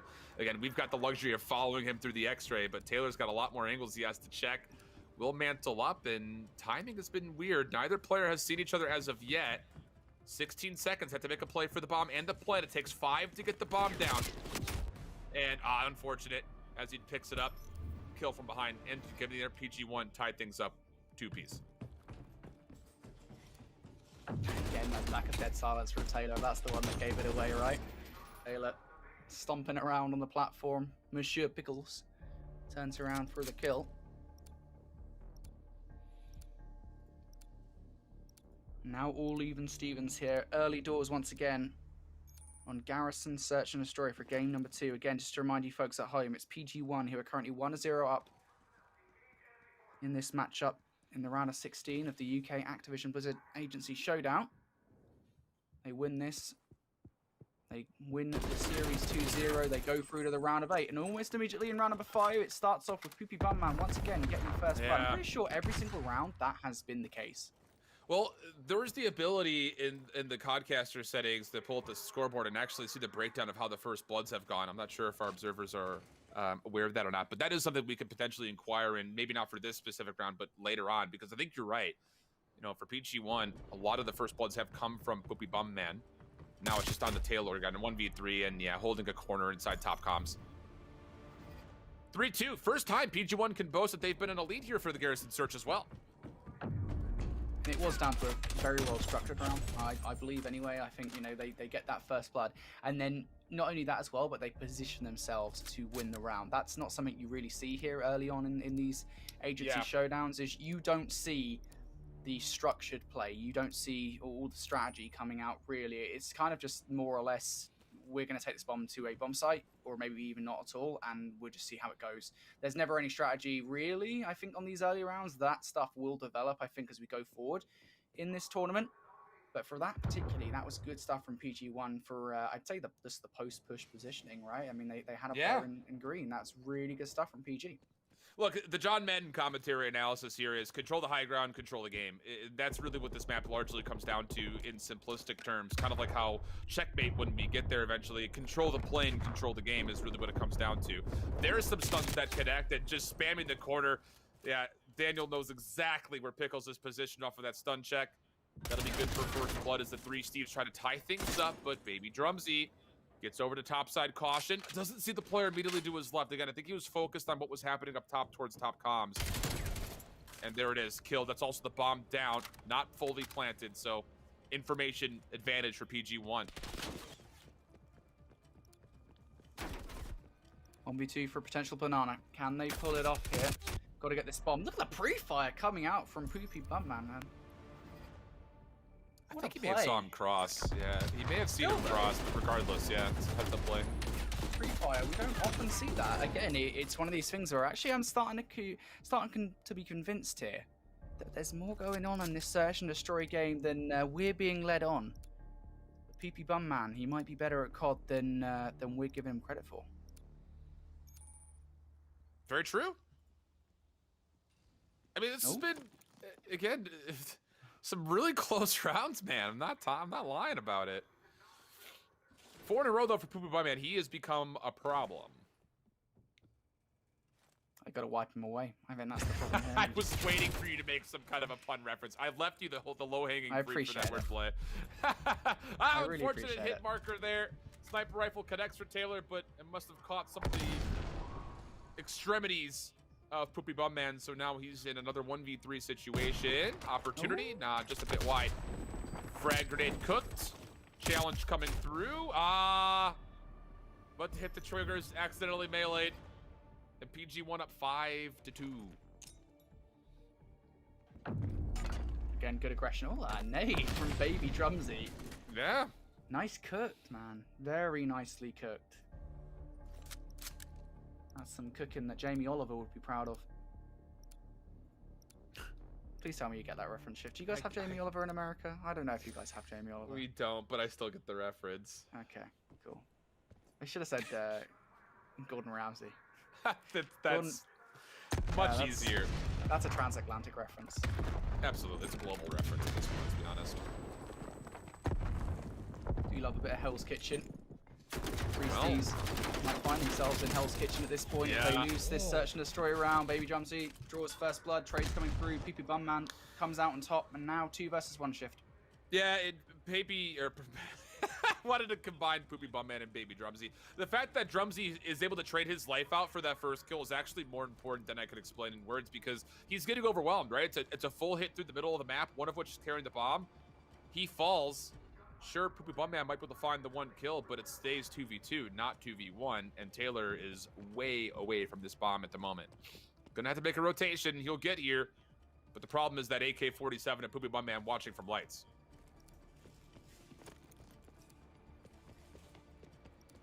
Taylor again, no dead silence, so PG1 should know where he is, but Taylor wins the 1-on-1 against Monsieur Pickles. Again, here's the problem, right? Again, it's that dead silence. Taylor 1 trying to win it. PP Bum Man gonna win it, put some extra bullets into the body as well. And again, it is unfortunate. The choice of class there, the lack of dead silence, and you already know PP Bum Man heard Taylor in that position. That is the sole reason why PP Bum Man was able to win. Tough scenes. But now we go back over. Again, Heartless Scientist had a very easy win through the checkmate surge the last time around. It was 6-1, I believe. And Matt is still showcasing. I mean, not to say he's showing some advanced skills, but he's in a position right there where he's holding a heady. He's locking down good line of sight. I mean, that's good stuff. Good core mechanics that we want to see out of Search and Destroy. And Matt's showcased it so far, definitely throwing his weight around when it comes to potential MVP candidates in my mind. Matt is definitely doing well. That's his paper boy, to be fair. So we'll keep an eye on both of them from the Heartless Scientists. If they do progress further into this tournament through to tomorrow's matches, of course, before they get there, though, they have to run through D-Game. They're already 1-up in this series. See whether or not they can win that second map here on Garrison. As it's currently D-Game on the offense. Luke is the bomb carrier for a D-Game in this round. But again, Matt has been allowed quite a lot of map positioning here. Going through mid. I don't believe Pete Eddy is actually watching this from portion. Matt looking for this kill. His first 3 shots in. He's unable to finish elsewhere, though. Kieran lands a Semtex at the feet of Paperboy, takes him out of the round, and actually, now Matt's positioning that was quite advanced, leaves him in a sticky situation. Herb Doctor is able to win the first gunfight, but it is effectively a 1 versus 3 on their hands. Do you pronounce the H in herb? I don't know, because here's the thing, right? At this point, I don't know if it's Herb Doctor or Herb, as in the guy's name is Herb. True. So like I'm thinking it's like, if you're going off the doctor, you're thinking like, again, like Renaissance time, like Italy, like with the doctors, like the big, I forget what they're called, but like the big bill where they stuff that full of herbs to like, that's supposed to like deny the Black Plague. That's what I'm thinking, is he's like the herb doctor. So we're gonna call him the Herb Doctor. Is that what we're going for here for uniform? That's what I'm I'm just curious. Well, the Herb Doctor kind of won a 1 versus 3. Unfortunately, isn't able to get that second kill. It was a good attempt, though. Had a lot of damage dealt. We'll see it here. Kiernan, yeah, he's down to about 1 more bullet. He had Pete Eddy also tagged up pretty heavy, so it was definitely winnable, but not the case here. So again, trying to keep this one tight is D-Game. They've done well to tie things at 2 apiece. Luke, again, you got to go back. He had that 1v3 on checkmate. 6-3 here, so he's definitely showcasing that that wasn't just a fluke round for him. He's got the consistency built into place, and maybe one of the reasons why D-Game could potentially send us to our first map 3 on the day. We have yet to see it. Heartless Scientists do lose first blood here. They look a lot more assured than what they were looking like on checkmate. That much is for sure. D-Game firing back, but of course it was 2-2 on our last game with PG1 versus the 3 Steves. And that ended 6-2 to PG1. It was 4 rounds on the bounce. That could well happen again here. Unfortunately, for the Heartless Scientists, they're going to have to rely on the Herb Doctor. You know, yet another 1 versus 3 shift about to come around and face off 2 players. Oh, he's gonna see one. That's a good kill and can get away with his life. Allow the reload. Oh my goodness, why is the reload, or does he get the speed mag off? Regardless, that's an impressive second win. Now knows where the third one is. Herb Doctor putting him in the emergency room for the 1v3. You just don't let that happen. You should not let that happen, not in a million years shift. There's the first kill. Gets away with the fast mags, reload for the second. Oh my goodness. That's milliseconds there that reload gets off. Even reloads for the third kill. That is actually really funnily enough, that classic thing with reloading in Call of Duty as a Call of Duty player where you want to reload after every single gunfight. And that's literally what the Herb Doctor just did there. Does get away with it though. A 1 versus 3 pulled off for the Herb Doctor. And now Heartless Scientist going to get a lead off the back of it. That's not a round they should have won. And that's just, I mean, on the other side, I'm not taking anything away from Herb Doctor. That is an impressive 3 kills. So now Matt, he's going to be getting tested here in a moment. Brilliant first shots on Laluk. My goodness. D-Game is still stacked either in or around the vents. And yeah, Kieran was down low with the bomb. Mind you, he will fall. Frag grenade right in front of Matt, and this from a teammate. Also, a second one comes through. I think they know exactly where Pete is as well, and he's going to just try to reset. 50 seconds to play for this 1v3. No, we saw Herb Doctor pull off a 1 versus 3. I was about to lay that up as we saw Herb Doctor get a 1 versus 3. Can D-Game now pull it off in this round? Eddie is... No, Pete Eddie is... It's not happening. Hey, boys watching that plat. One thing I do want to say though is, we compare this game of Search and Destroy to the last between these two teams, of course, over on Checkmate. And back then, I believe the Herb Doctor actually, or I'm pretty sure they had a donut by the end of the game. Like they didn't even get a single kill. It was Paperboy and Matt getting every single one. So them pulling off that 1 versus 3, I mean, it really does go to show that it isn't just Matt and Paperboy hit performing well on this roster. Okay. Well, someone's got to step up for D-Game, and it needs to be, I would say, sooner rather than later, because we're in the late stages of this Search and Destroy, at least from Heartless Scientist's perspective, needing only 2 more rounds. Opening shots of the mat, very well plowed. That's Laluk able to find first blood. No trade going to be there. Herb Doctor's close by, but Paperboy's going to rotate around. He's got this AK-74U with a pretty advanced optic on it. Herb Doctor's going to try to push forward. Taking control of lights. Good shots here, but it's going to have to be a 1v3 for Paperboy as Pete. Gets a kill with the Semtex, and the second one nearly also takes down Paperboy, but he gets the regen on his life up. Now can reset. Player down low, sees him trying to streak underneath the tanks. Tough angles, goes down to the low ground, wins the fight.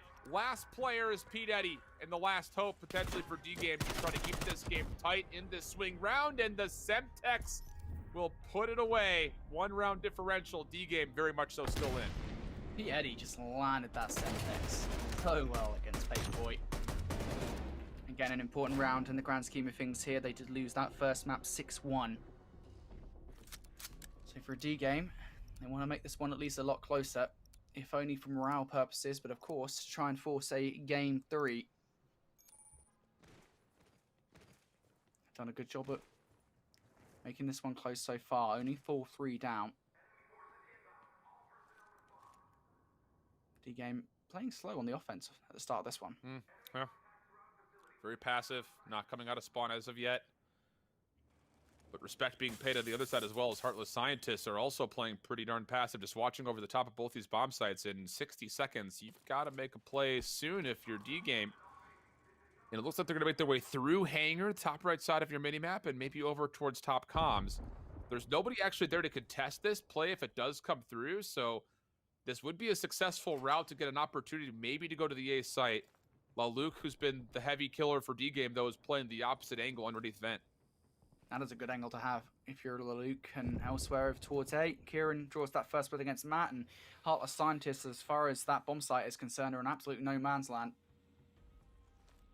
Paperboy and Herb Doctor got to find their way over towards A. Herb Doctor actually going to go check over towards B first. Paperboy looking for that first blood on A. Is going to get it. Now Herb Doctor coming from behind, gets those shots off at the very least. Is going to call out the location of that player towards his teammate. There it is. Paperboy going to pick up the kill. And now it all falls on the shoulders of Luke. If you want anybody from D-Game in this position, it's going to be them. Player on the defuse, though. The Luke's got to get there quick enough. It's going to get the first kill. Unfortunately, though, not quick enough to stop the defuse. I don't think even aware that that bomb was being defused. Actually ran straight past it. Unfortunate camera timing, but it is going to be yet another round to the Heartless Scientists. And a good clutch, and that 2 versus 3 as well. Yeah, the bomb is planted at the exact wrong spot for Laluk. But Paperboy, this is a heck of a reaction to seeing the second challenger come from the right side of those containers. So here we go. 5-3, Heartless Scientist, Paperboy. Okay, so I was talking about how Matt, was possibly a consideration after the checkmate for maybe an MVP, but this team in full has showcased some great individual moments. We had the 1v3 from her Doctor, a very clean 1v3, mind you. And now Paperboy is taking over this map, even in the face of Laluk dropping 10 kills. And he's just been just a touch better. First on drawing me by Heartless Scientists. Paperwigan responsible for that one. Herb Doctor takes out Laluk. And this falls on the shoulders of Pete Eddy. Whereas the Semtex at green, that is actually in the general direction of those Heartless Scientist players. Gonna try and draw him out with this Milano. Semtex isn't gonna land the second time around either. And now bomb down over towards B. Pete Eddy, I mean, in this scenario shift, to be honest, there's not really much hope. You're working on a timer. You got to reserve 7.5 seconds for the defuse, and just given how Heartless Scientists are playing as a team, if they don't get him one by one, he'll run into the team regardless, and that is going to be 6-3 to the Heartless Scientists. Yet another 2-0 for today. Wow. That's an impressive performance for Heartless Scientists, though. I think overall, we talked about how for our FaZe boys that were in the top bracket, they're going to be playing up against a pretty tough opponent there.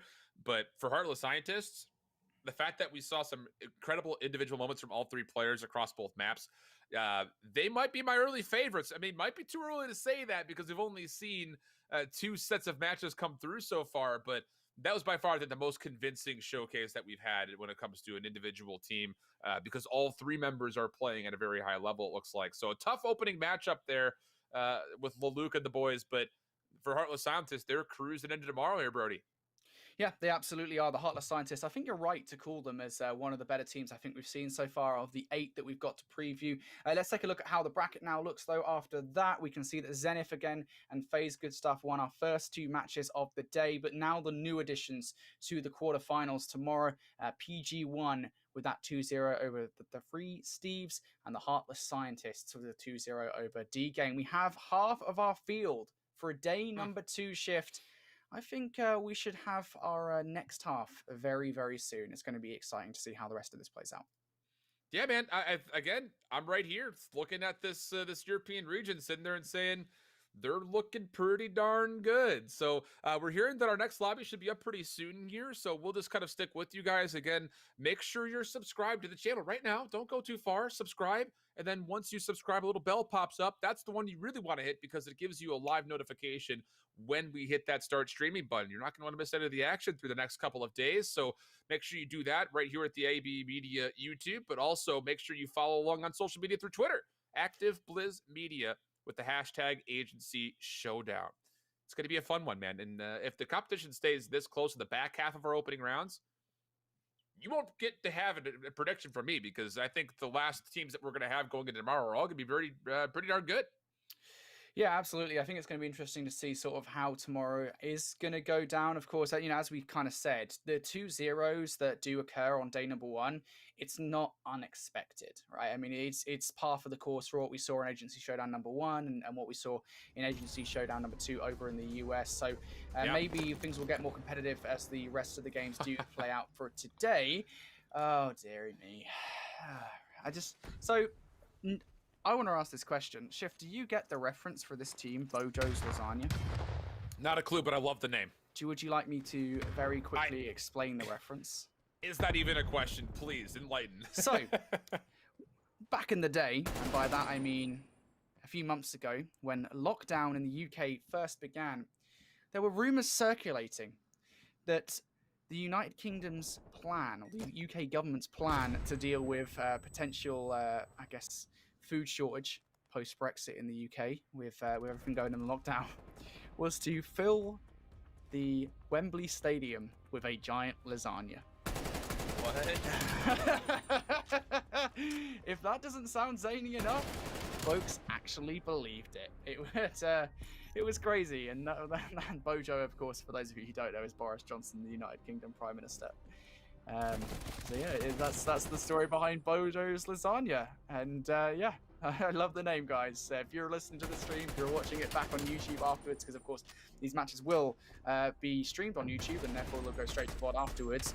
I love the name. I really appreciate it. As a fellow UK countryman, keep doing the good work. Okay. I've heard some things in my time, but that one may take the cake. What?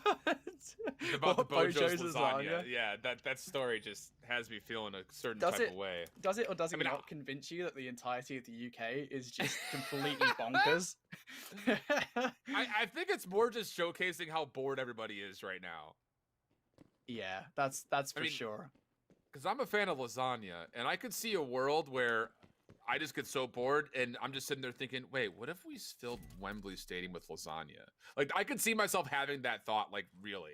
So I get it, even though it does come off a bit wacky. But for Mug, they're triple stacked over to A. I was about to say, this nade from Cam might just wipe the whole squad if it's placed correctly, but does not find any information. Under 60 seconds to play, and a little bit of cold feet here for Mug as they actually back Pinchy the Lobster out, and he's the one with the bomb. First blood goes the way of Bojo's lasagna. JP down for the count. Good trade coming in from Forehead, actually. Forehead picks up 2. Pinchy. I thought Pinchy took down their teammate for a second there. I don't know why. I saw that gunfire. I was like, what the hell's going on? But Forehead is actually going to be responsible for that. And you will see the 2-piece here. Forehead takes down 1. Goes for the plane. Pinchy. Dead. Tough.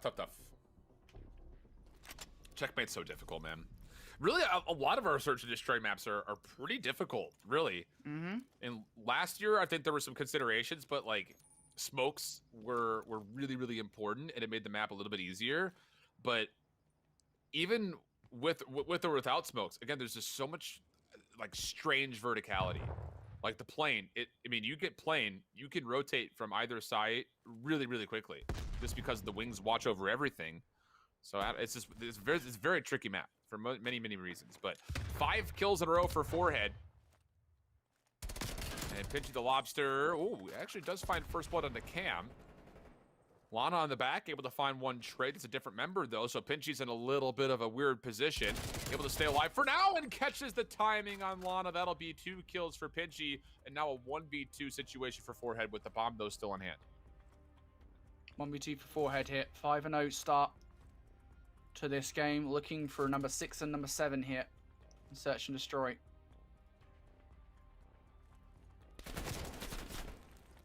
There it is. Going for it. Lovely stun. If he can finish the kill, that would be good. Unfortunately, he's unable to do so with the duration of the stun's effect. So, going to have to walk away now. Semtex is about to regenerate. So now has that to work with. Goes up for the first kill against Pinchy. Looking for number 2. Trophy system down. Surely not. That's a beautiful play from Forehead. Number 6, number 7 shift. I asked if he could do it. The answer is yes. In astounding fashion. Wow. Okay, show us something one time, why don't you? We'll see all of it, really, in the kill cam. Okay, Forehead, all right. He's looking solid, and it looks like his loadout is pretty meta when it comes down to a Krieg loadout overall. So 7 straight kills for him. I mean, look at the score streaks he has enabled. If this doesn't just boast confidence, he's got VTOL, Chopper Gunner, and then the AC-130 gunship. Like, that is the definition of I play, I slay, I want to just enjoy these kill streaks when I play in public matches. So I'm expecting to see some big things from Forehead, not just in this map, but potentially in the Garrison and beyond if they make their way out of this first matchup. Talk about Forehead actually using this meta class. I'm like pretty sure that, as you said, those are the attachments that are used regularly on the Krieg. Is this potentially someone that keeps their eye on competitive Call of Duty? It sure looks like it. Yeah, it does look like it for sure. The way they're playing is pretty good. I'm carrying an 8 sometime. Forehead is going to fall in this round. Lana going to pick up 2 though. Cam also going to get 1, and Bojo's lasagna greasing the wheels here. going to get round number 4 in a row. Wow. Well, Forehead, he's shown that he is mortal, but maybe just barely. Bojo's lasagna, man. That's really got you wild, isn't it? It really does. Well, now that the 3 Steves aren't actually 3 Steves, I think Bojo's lasagna takes it for best overall name in my mind. It's nice. I love references, right? If anyone ever makes pop culture references or, you know, references to historical events, which, you know, well-known historical events, right? You know, in the UK, which is Bojo's lasagna. It's, you know, in a year's time when we look back on what happened in the lockdown, we're all out of it. We're all enjoying ourselves at the park, eating some ice cream. We're going to be like, do you guys remember that time that Bojo almost made a lasagna in Wembley Stadium?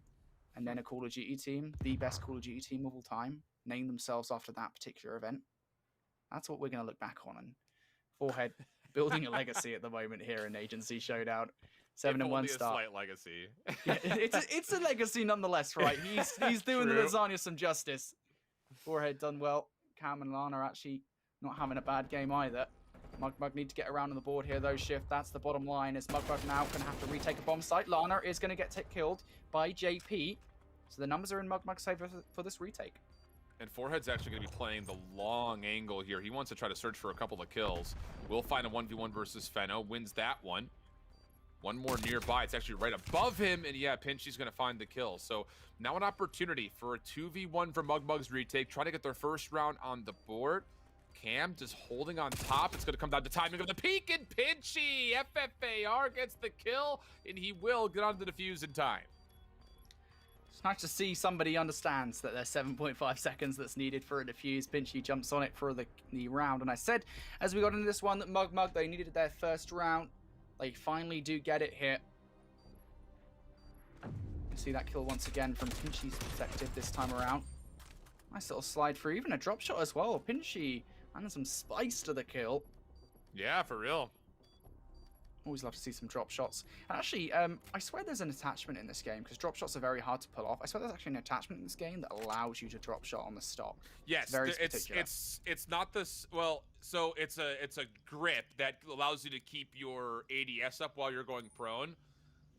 It's one of the last ones that you get, but I think there is one. I think the stock allows you to slide a little bit further or faster. And I think it's the grip that allows you to drop shot. I don't know what the name of it is. I don't use it, but mostly because my movement is that of a burger. So,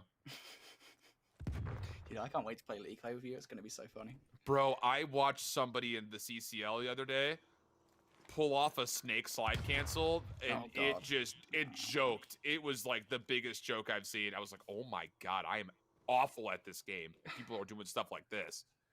Yeah, I think it's fair to say when League Play does get introduced into Call of Duty Black Ops Cold War, I'm definitely going to be a silver player. No doubt about it, and I'm okay. I've accepted that fate. But for Mugmug, these players... Okay, look, I was going to say that Mugmug might be better than me. They might be gold players, you know, who knows? They might get some high rankings. Then JP goes and kills his teammate, and... well, it all comes down to a 2 versus 1. Actually, player jumping on this defuse straight away. Lana's going to stick it, and Pinchy's not going to get close regardless of whether or not they win that gunfight. Cam is going to win it from up high anyway. And Bojo's lasagna take their 5th round here. Confidence. Again, Forehead was on 7 in a row, and I think both of us were like, okay, this guy's nasty. But the confidence here for Lana, just going to stick on top. Know that your teammate's watching over the top of you. You're going to trust that you can take care of Pinchy on the cross, and then easy defuse. Yeah, all 3 players, again, showcasing some pretty deep knowledge when it comes to how to play Search and Destroy right now. And it's leading to them being up 5-1.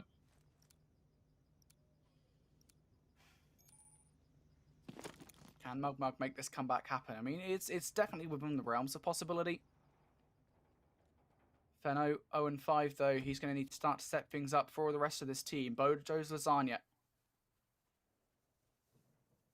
Now, you don't really need to do much to close out game number 1. Remember, folks, this is a best of 3. So even if Mugmug do lose this one, they've still got some more chances to stay alive in our single elimination bracket. But as far as this round is concerned, it's Pinchy and JP already in a 2 versus 3 shift. Lana actually does peek out. Oh, not like that for a second. Lana's going to get the turn on. It's going to be... Pinchy activates the UAV. Well, We'll ignore that one. 1 versus 1 now. Pinchy and Forehead going head-to-head. If you want to go up against any player, it doesn't want to be Forehead, and Forehead is going to lose it anyway. Pinchy goes for the drop shot. Very well played. And actually, I was gassing up Forehead in that 1 versus 1. I should also know that Pinchy is also the best performing player on this Mug roster. So honestly, not that bad from Pinchy. No, not at all. Yeah, the UAV coming through, we need to make sure that our players are understanding that score streaks technically are restricted, but it doesn't take away from this play. I mean, he might get a little bit of extra information on Forehead, but this little drop shot right there. Big 1v3 for Pinchy. Again, he used the FFAR earlier. That time it looked like a pretty well kitted out MP5. 3 in a row for him. He's 11-5 for Mug, keeping their hopes alive for this opening checkmate map.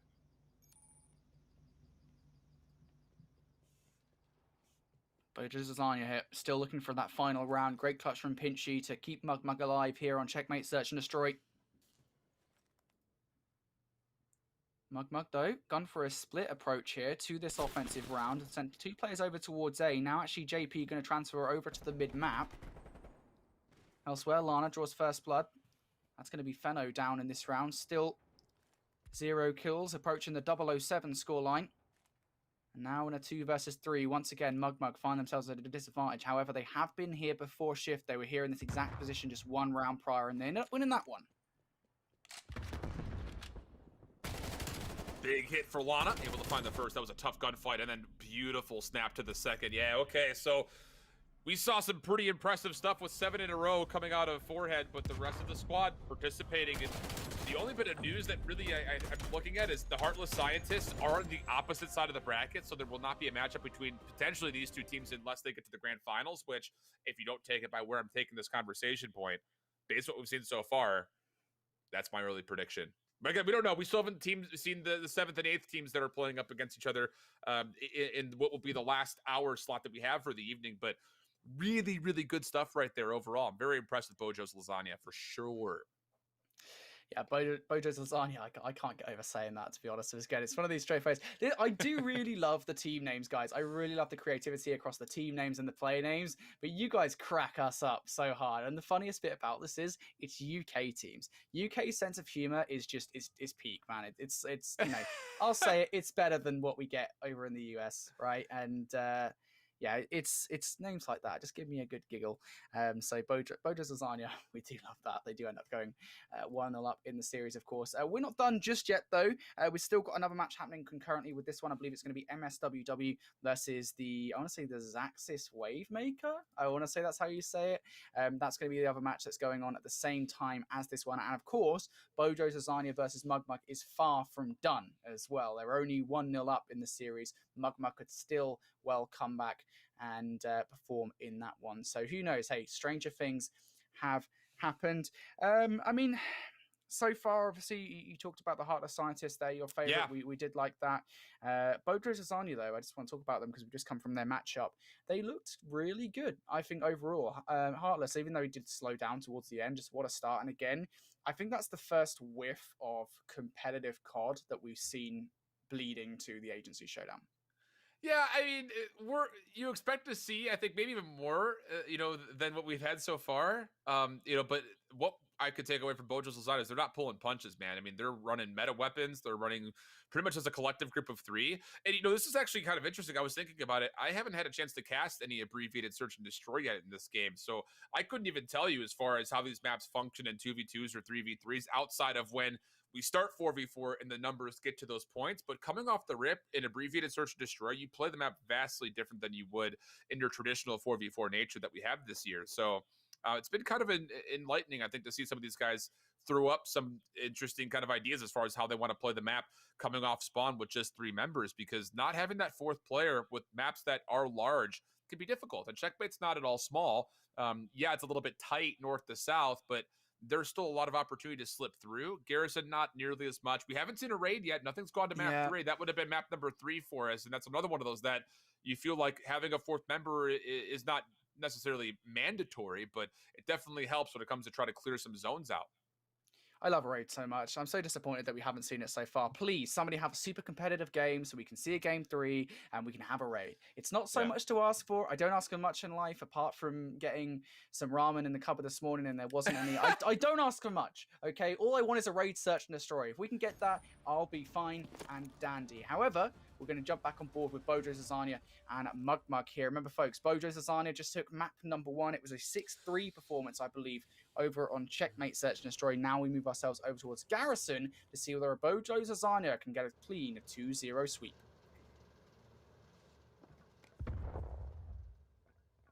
Cam will be the first one forward through the vents. The bomb is being held by Forehead. Good read, beautiful shots. And again, this is an AK-74U. Again, look at the score streaks that Cam has on board. VTOL, Chopper Gunner, Gunship. These are some confident score streaks. So the fact that we're running meta weapons with some high-powered potential in, again, pubs, we're not going to see them here, but I think it just goes to show these guys are feeling pretty darn zesty. JP picks the correct rotation, but the timing not quite in his favor as Bojo's Lasagna. They draw first blood here in the series. Start once again from Bojo Zazania. Ooh, snappy from Lana.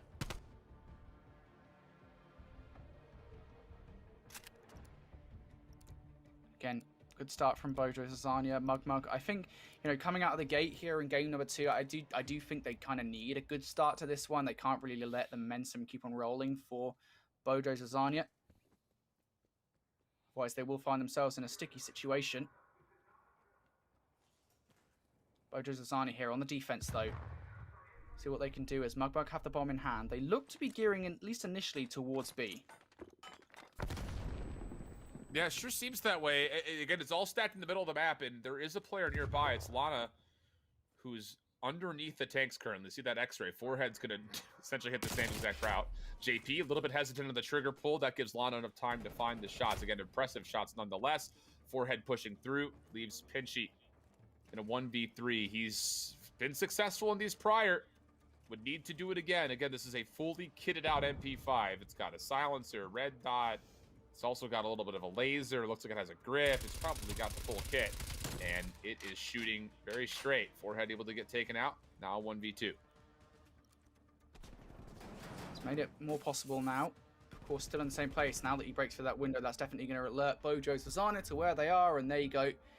Pinchy down for the count. 1 versus 3. It was possible. Not probable, though. But laser shots here in the best play, to be fair. I mean, it is a very hard weapon to control. There's some serious kick to that MP5, especially at that length of a range. Pinchy keeps it under control for that kill. Unfortunately, isn't able to win the 1 versus 3 here shift. Yeah. I mean, it's tough. It's tough to make that ask, I think. Especially over and over again. Which so far he's been in a number of different 1v multiple situations. And for the most part, again, the success rate of those have been pretty darn high. I mean, a 1v2 early on in Checkmate, the 1v3. The problem is Bojo's Lasagna just looking maybe a step too quick. Cam stunned up. Good pinch from Pinchy. That's good for first blood. Bomb still lingering backside out by the hangar in that little trash dumpster area. There's a player who's pushing through. It's Lana, and they have not successfully gotten into Cobble. So now it's just down to Forehead for his first attempt at a 1v3 in this map. What can Forehead do in this scenario? Has control of top green. Mugmug slowly progressing through the map to try and hunt them down. Oh, it's Call of Duty timing again. Forehead looks away from green as player runs right through. I suppose the good thing here for Forehead is Mugmug has absolutely no idea where Forehead is on the map. And as soon as they plant this bomb, though, they'll have some inkling, that's for sure. And maybe they'll actually check this bomb before it goes down. Forehead trying to get it down. Pinchy's going to get this. Now it's a case of what does Forehead do on the post plant? Actually tries to get a trophy down. Somehow gets away. Whoa. Turns around, though. Surely it's a kill for Pinchy. It is. Even drop shots a little bit unnecessarily, but I suppose it helps add some flair to that final gunfight. Tough. Pinchy, 4 kills for the squad. Looking pretty good. If Mugmug were to have the hopes to send this to a map 3, I don't mean to put all of it onto Pinchy's shoulders, but he's been the one really kind of keeping them tight. So JP, who's played darn well, if he could kind of step up, and if Feno can also get into the mix. There's an opportunity here, maybe. And Mugmug has shown that.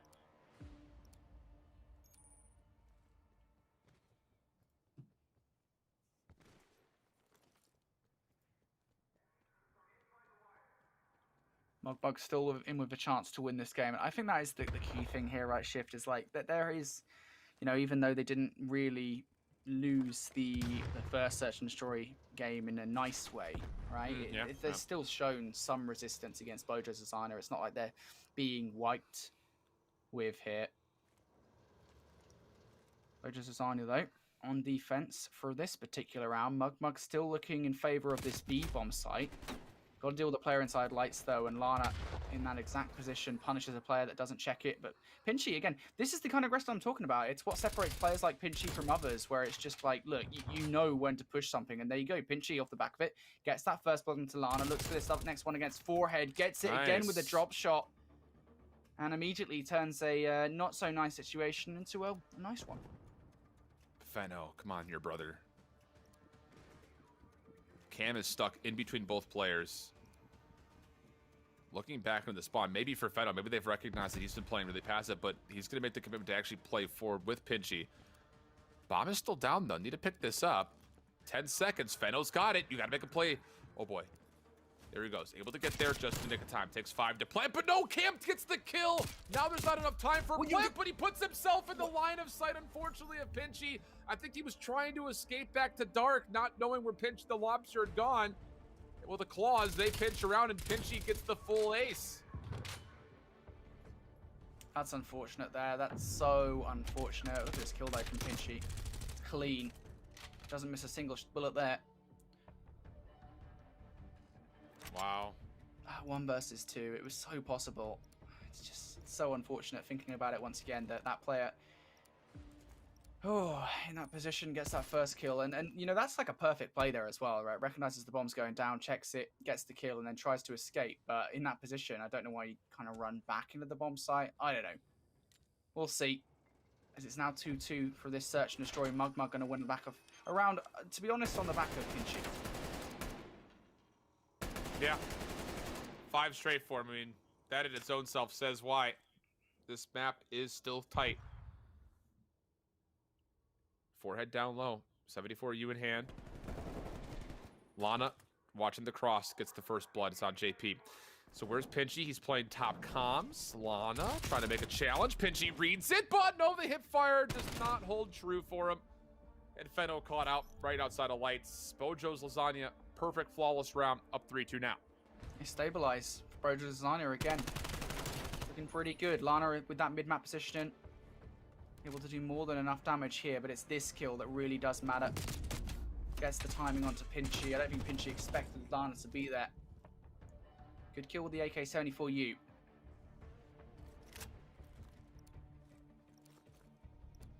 Wow. It's tight. It's tight, Brody. Overall here. Yeah, it is. Yeah. It is tight, right? I mean, and yeah, I would say this as well, right? Forehead, I think they were the player that we were talking about in game number 1 for Bojo's Lasagna. They've been kind of quiet here. In game number 2, Lana Rose is the player that is having a much better go of it. And again, Forehead was playing with the Krig before. He's got an AK-74U, and we were forced to talk about him, right? I mean, we came in and he was 7-0. Mm-hmm. So now with the 74U, try to play maybe a little bit more aggressive. JP's stun check is good. He's going to know that someone's playing over towards lights, and you saw Pinchy checked it for a second. And you feel like Mugmug is just waiting for Pinchy to make the call of when they want to make a move, and here it comes. Pinchy does find the first kill. Lana Rhodes playing from behind, but it's JP onto Cam. Nice shots there. Lana for 1. Needs to find the remaining 2, and Pinchy's playing inside event at the moment. Lana for now just going to have to get the hell out of dodge here in this 1 versus 2. Once again, it's this deadly duo, Feno and Pinchy. This time it's Feno who's able to close up shop. Mugmug going to win yet another 2 versus 1 situation. And this seems to be a common occurrence now, with Lana being left in these 1 versus 2 situations.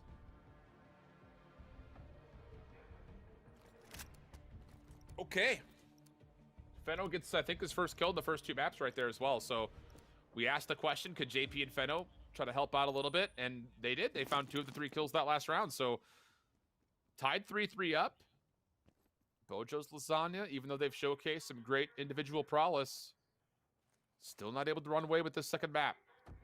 This time, though, Cam with the bomb, going to play down in vents. It's JP who would be the first defensive contestant nearby. See them on your x-ray just over to the left there from Forehead's POV. JP up top.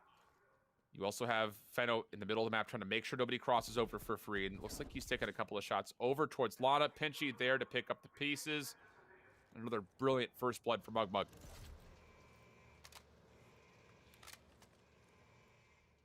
Now Lana down for the count. It's down to Forehead and Cam, who haven't had the strongest games of Search and Destroy here on Garrison to really step things up. Cam now going to fall to JP inside Dark, and now it's all down to one player in Forehead. Pinchy does get shot in from behind. That's really the player that you want to take out, so it's unfortunate in a way that Forehead wasn't able to finish that gunfight. Elsewhere, though, he is able to pick up Feno.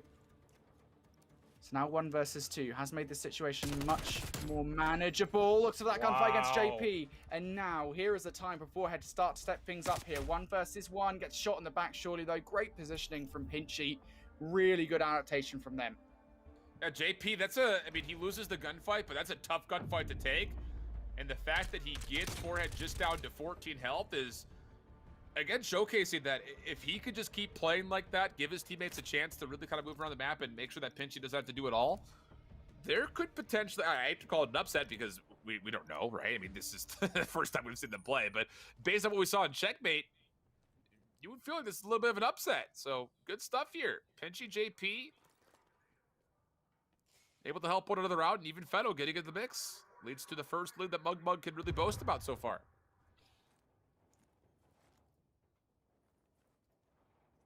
Now Bojo's Lasagna looking to really assert their dominance. I think after their game number 1 victory, we kind of maybe expected them to come out and win this map, but Mugmug, they've definitely shown some resistance here, so much so that now they're up 4-3, and now up 3 versus 2 in terms of man count.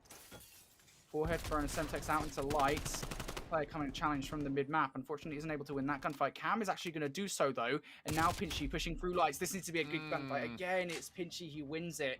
It's those constant drop shots, man. They're so deadly. Pinchy is winning everything, and again, when Cam takes these shots, that's a gunfight you need to finish, to be frank. And when you lose that, it's just... it lets the player know where you are, for one, and if you do that against Pinchy, quite clearly they have the potential to punish you for it, and that's exactly what happened. Wowzers. Big time wowzers. Pinchy is just putting on a masterclass. 13-3, 6 in a row for him. And we talked about the checkmate. He had a 1v2, 1v3s. He was doing it all for the squad. He's continuing to be consistent here. Maybe we'll get that raid. It's going to be on Bojo's Lasagna to have to win 3 rounds in a row. And Pinchy up top, smoke is going to be there. He finds one. Is he going to get traded out? The spam shot's nearly good for a second, but he's able to stall the hit, and it's JP who's there to help. Last player inside. Armstrong is able to find one. Feno not going to immediately take the challenge, and that's going to leave Cam. He's going to come around the back. He can't find the final shots on the JP, though. And so everything will reset. Cam now to a 1v2. Oh, boy. Gets one, and now it's just down to Feno. What a time it would be for him to find his second kill. Feno, does he go huge? That's the question. Feno not going to choose to check the A site straight away. No, the timing. Feno looking for this kill. Cam gets the 1 versus 3. It's that first gunfight against Pinchy that really does decide it for me. Ends up getting that kill against JP as well. Oh, goodness. Bojo's Lasagna. The hopes of finishing it in 2 still on the table. Wow.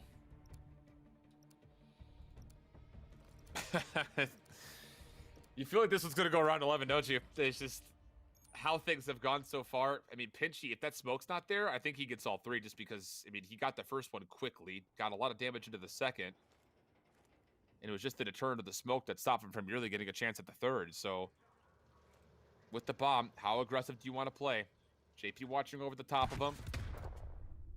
He will be stunned. That was actually over the top stun, I believe, from Lana.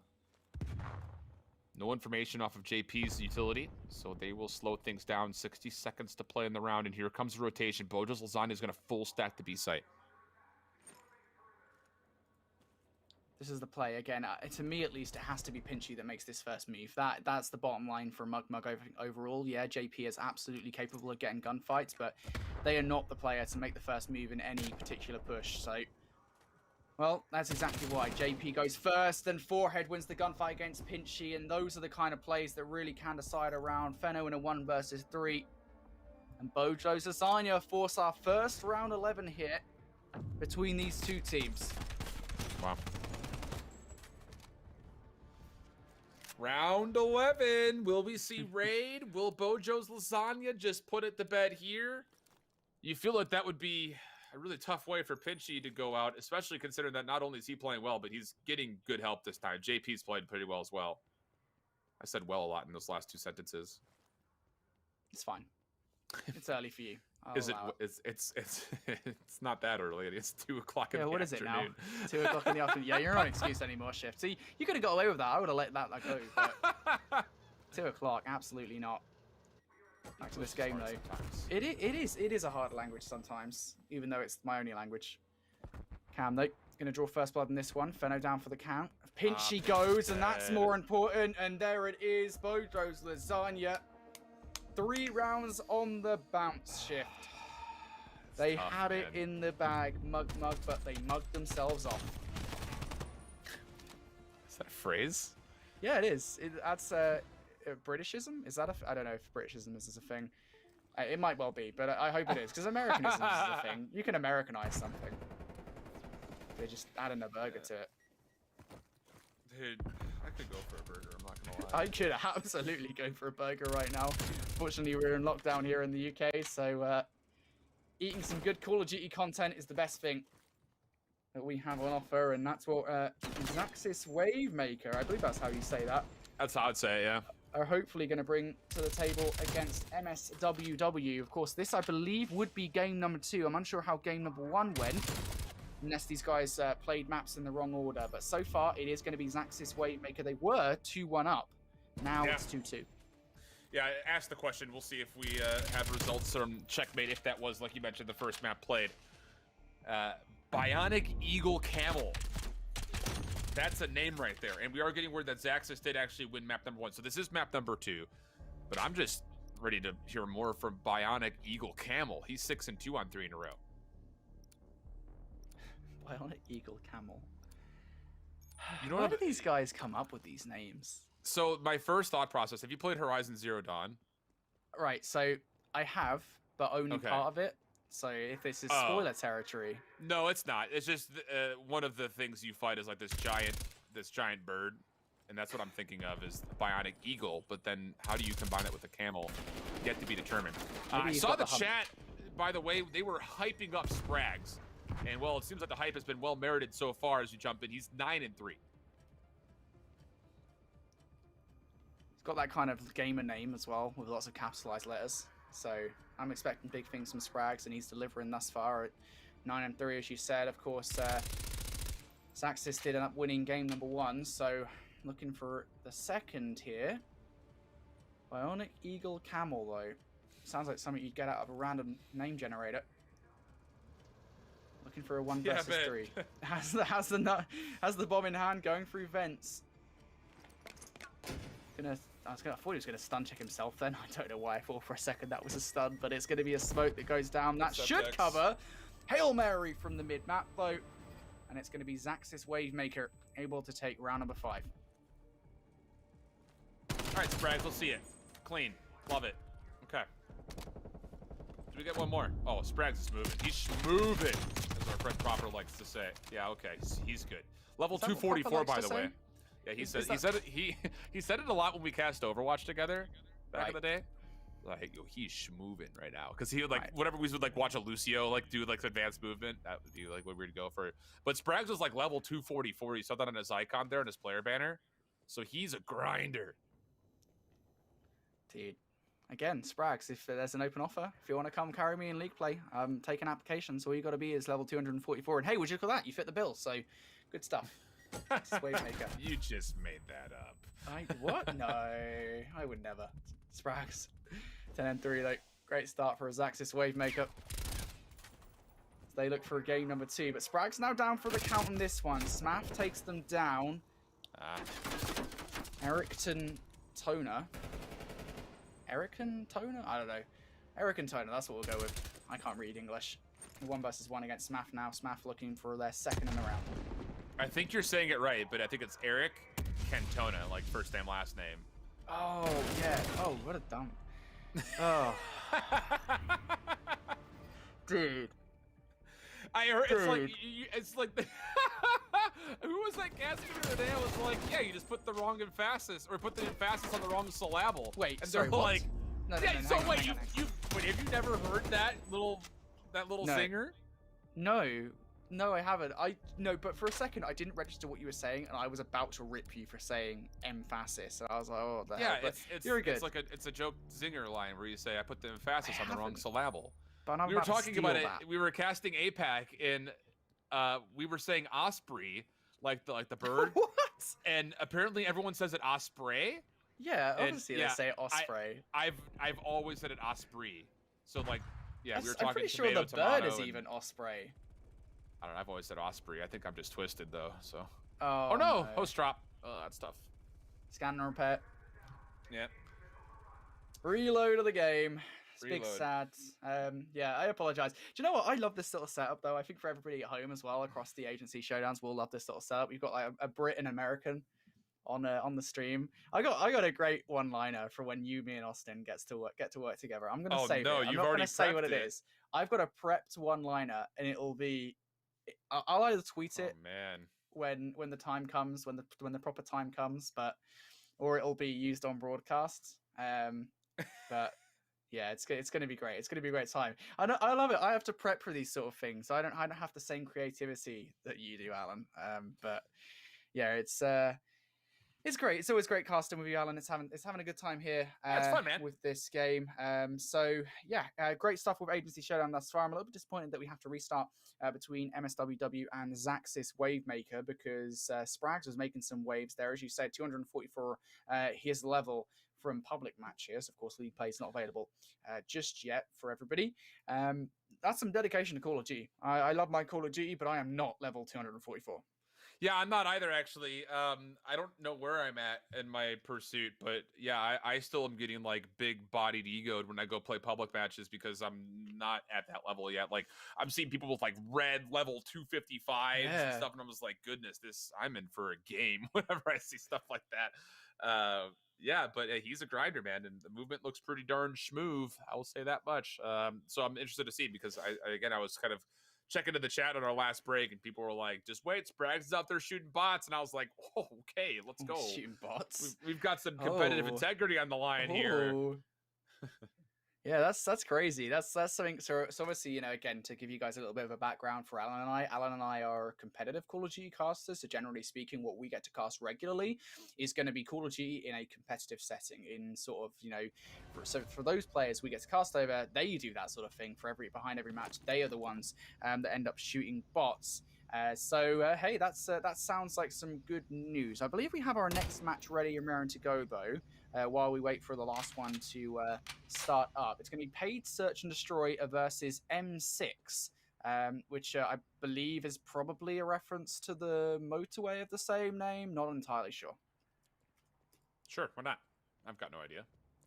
I don't know. How do you guys name your motorways in America?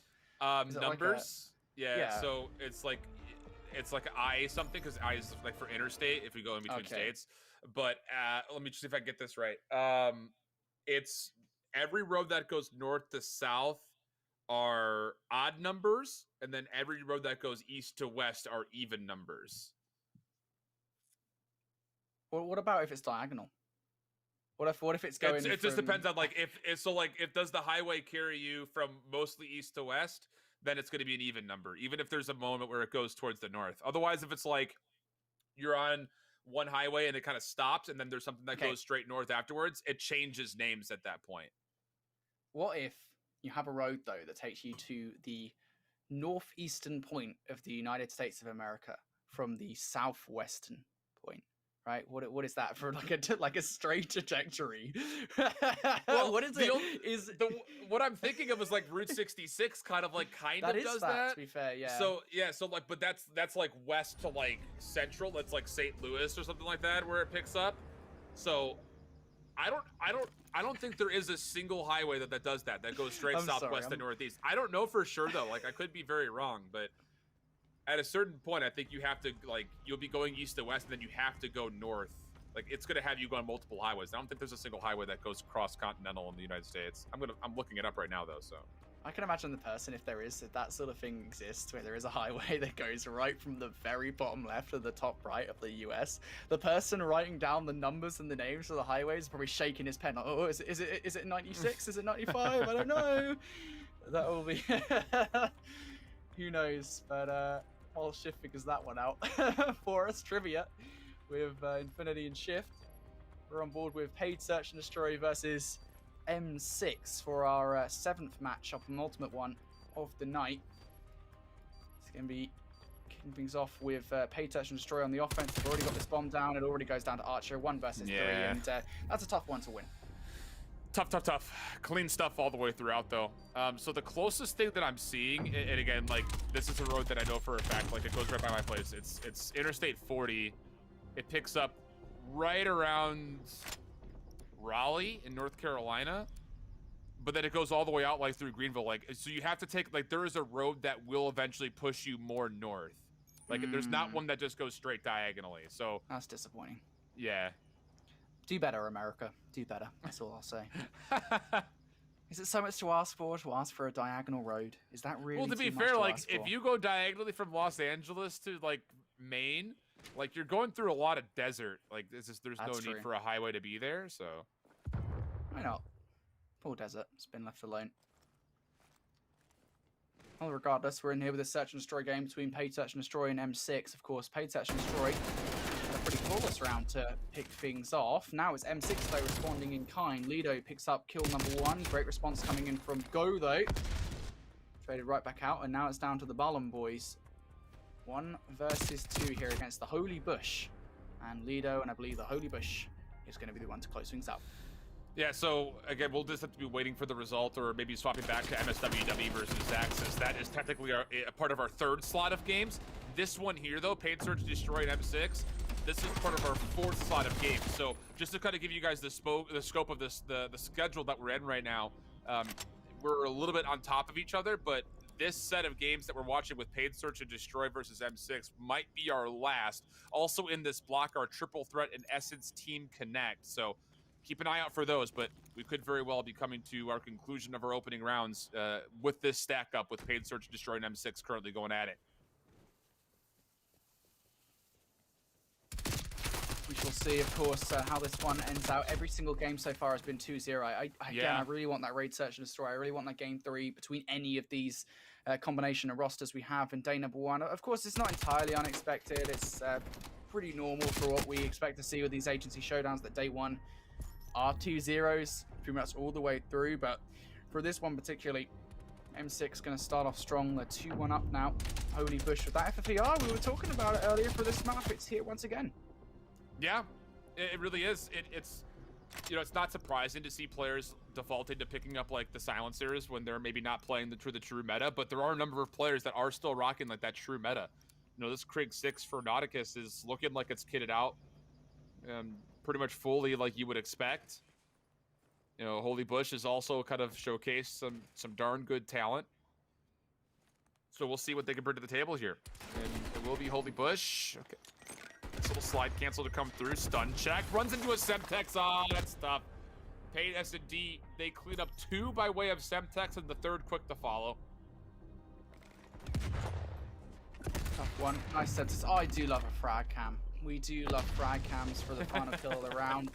Ballon Boy sends one down long. Connects to a player. Pretty even. Search and Destroy to kick things off. Of course, 2 for 2.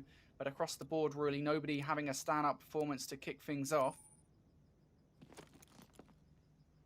Paid Search and Destroy now, once again, going on the offense. You've got 1 player sent towards A.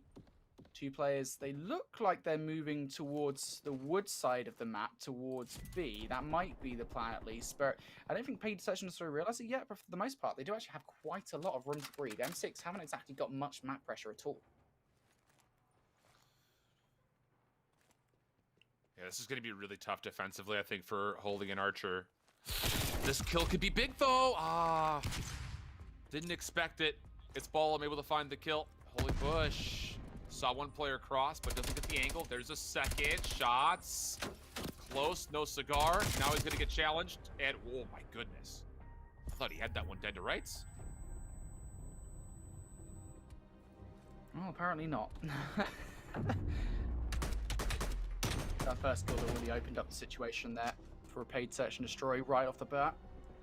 And again, I am a little bit surprised, of course. I mean, well, not really. At this level, you're not going to see really deep strategies and a sort of a complex understanding of the complexities of Search and Destroy, but like, still, you need to have more pressure in the mid-map there if you're M6. Yeah. You need to have a player inside the plane. It cannot be understated on a map like Checkmate, and again, I will preface this by saying I completely understand that at this level, players are not going to understand where the best power positions are on a map like this, but still, having a player inside the plane is invaluable. Yeah, it's one of those things that, again, the coordination at the highest level requires that little bit of back and forth you can get, but it's the small advantage, even at work, that it brings, being able to kind of flex between the A and the B bomb site pretty freely. Granted, of course, the B bomb site is in the plane, so it can be difficult for the offense to make the equipment to fully stack for it. Go. A lot of damage, not a lot of kills, but there will be a little bit of help. Ball and Boys for one. Second player he'll watch go right back into this backwood area. Mantling over the top. He's going to get overwhelmed. Holy Bush for one. Reads the second. Beautiful play. But does he get in time for the third? It's Nauticus watching the exits. Semtex will come through, but will not eventually take the challenge. You got to keep in mind the bomb is down. So Nauticus, he could just play for the time here. Only 22 seconds for Holy Bush to make a play. Look at this. Holy Nauticus has actually gone round the back here. Holy Bush all the way over towards A. Holy Nauticus gonna have to make a choice. Do they check B? Do they check A? And there's the answer anyway. They may well solely go towards B. But A is the site the bomb goes down. Look at this push round from Holy Bush. He's gonna have an angle inside tube here, maybe. He's actually not playing inside tube. He's playing in between these pallets.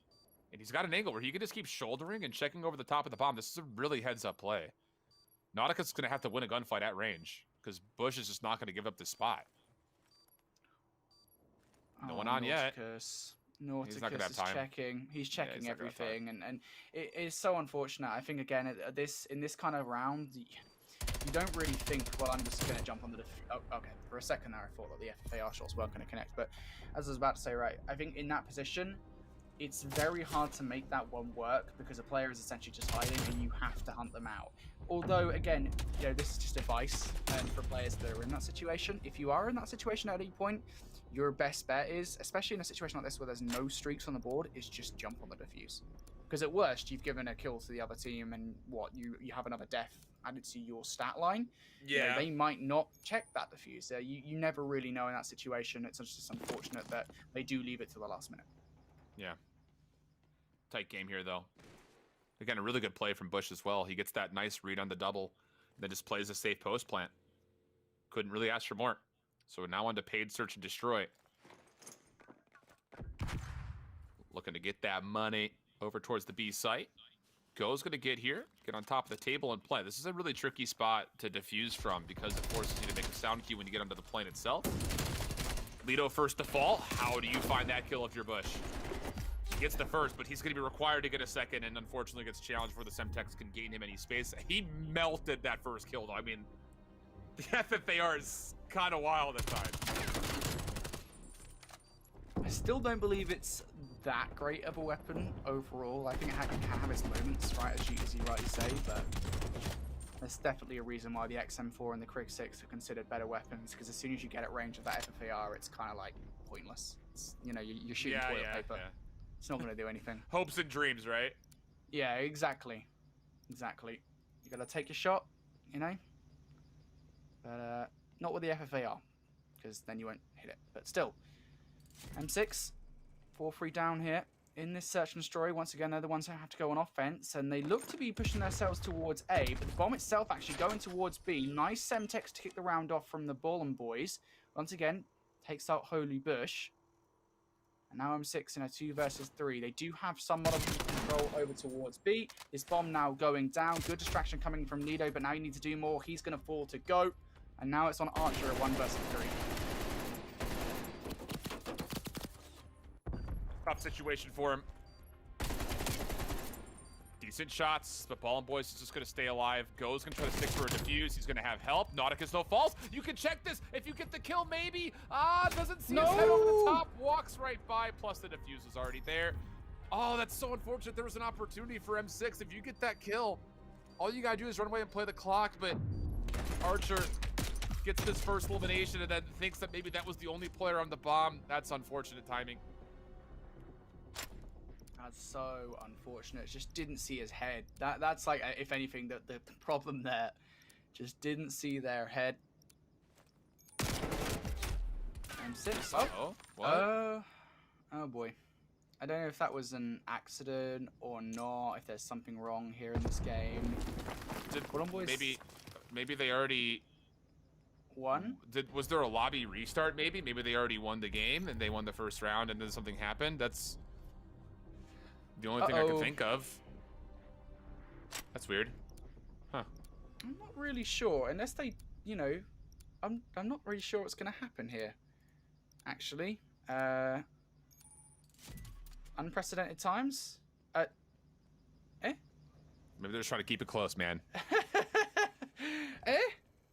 I'm so confused as to what happened there. Paid Search and Destroy, they're going to continue on anyway, despite just giving up in that last round. Maybe they want to win it on a defense. I really don't know. Okay, there we go. So we had Orange didn't load in properly at the start, so it started at 1 versus 3. And here they return the score. Got you. And now the connection interrupted anyway. So that is going to be a win, I believe, for Paid Search and Destroy there. Good stuff from them, I believe. I believe so. Yes, so good stuff from them. What we're going to do, guys, is after that map, we're going to take a quick break. Don't go anywhere, though, because the Agency Showdown is set to return in just a moment with more Call of Duty with Search and Destroy.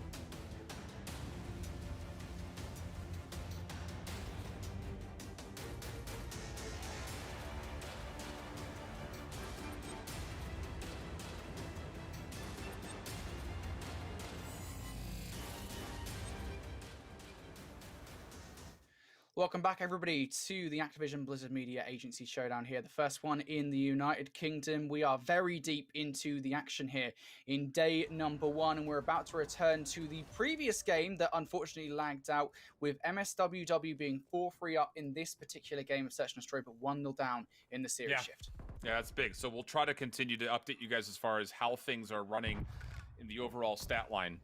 Just know that it's going to be, first to 2 rounds for MSW, first to 3 for Zaxis. Smath on the backside. Going to go take down Eric, no problem. DK not going to find anything there. So really now, 1 more round needed for MSWW, and we're going to map 3. Yeah, more importantly, I mean, to be honest with you, I don't care whether or not MSWW win. I just care that we get to see a raid for map number 3. That's my priorities here, Shift. Yeah, I love raid so much, right? And you know, I think for anybody who has a history in Call of Duty, they'll remember raid as, in my opinion, and I think many people's opinions, it's the best Call of Duty map of all time. It's such a good map, and I'm really looking forward to seeing whether or not we do get one this weekend. For now, though, MSWW, they've put that opportunity on the table. They've just got to close out this particular search and destroy. Sprags, though, going to draw first blood. That's not going to help situation. Looks for the second kill here. Dipping and diving over the bomb site. Bionic Eagle Camel going to be responsible for that one. Has been traded out by Air. And now it's Nitro Boiling, I want to say, in a 1 versus 2. Got a pretty advanced optic, looked like a 3-time on this M4. Hipfire not going to be good enough. Zaxis, now it's 5-4 technically overall. Again, the big key is MSWW need 2, Zaxis needs 3. And, you know, it's for as good as Sprags has played, you know, it just showcasing that he's got, I think, probably the most advanced movement that we've seen so far. Maybe he's playing a little bit too loose because he, you know, is obviously having a little bit of trouble with this map.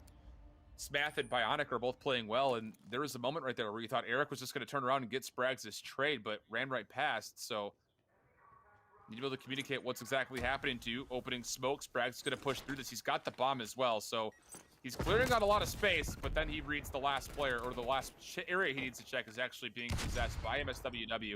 It's Eagle Camel on the pinch. Sprags not going to pick it up. That would be a big first blood for MSWW. Semtex will respond to 1 kill in kind, but no one's picking up Eagle Camel mid-map. He walks through all 3 players. That will set us to map 3. Yeah, the Bionic Eagle Camel, too strong for this Zaxis roster. And we see a map number 3 shift. All Mexican wave, as we're very happy about that one. I am extremely happy about that one between these 2 rosters. But more to the point as well, I mean, MSWW, of course, we didn't actually get to see what happened in game number 1 between these 2 teams. But I imagine it was a close one, given the fact that that one was very close, at least in the first few rounds. So good stuff there from MSWW. They're able to tie the game up against the Zaxis Wavemaker. We haven't actually been able to see the full potential of Spraggy, I want to say their name is, so far, although he's been hyped up by the YouTube chat. Largely, yeah, largely hyped up. No, I mean, he's showcasing, again, he's probably got the best movement that we've seen so far today, but one of the things that I remember back when we were doing this for Modern Warfare was sometimes those players that they just know they're better than everybody else in the lobby, or they think they are, is they end up putting themselves in terrible spots.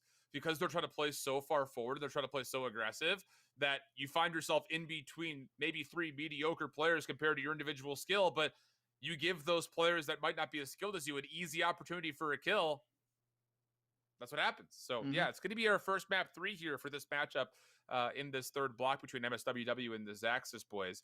And then we just need to, I think, wait for maybe, one more matchup that's happening in the 4th block, because I believe, like we had mentioned, we were taking a look at the bracket before, that Paid Search and Destroy, winning that checkmate, there should be in a position to go into that garrison up a map. We haven't seen anything from Triple Threat or Essence Team Connect yet, so not sure where their status is as far as that best of 3 is concerned, but those are at least the 3 matches that we're looking at right now. The 3rd map between MSWW and Zaxis, the 2nd map of Paid Search and Destroy versus M6, and then the questionable where exactly are we with Triple Threat and Essence Team Connect. Those are the last 3 matches that we have here for the day. Yeah, let's take a look at actually our bracket very quickly, if we can, for this next, for now, at least, to see how everything is going down. Oh, never mind, we're actually going to go straight into Raid, Search and Destroy. I'm happy anyway. I love me some Raid. It's, like I said, it's the best map in Call of Duty history, and if anybody disagrees, fight me on it, because I will beat you down with a figurative pillow, is this is I don't know where I was going with that, but this is the best map of all time. Period.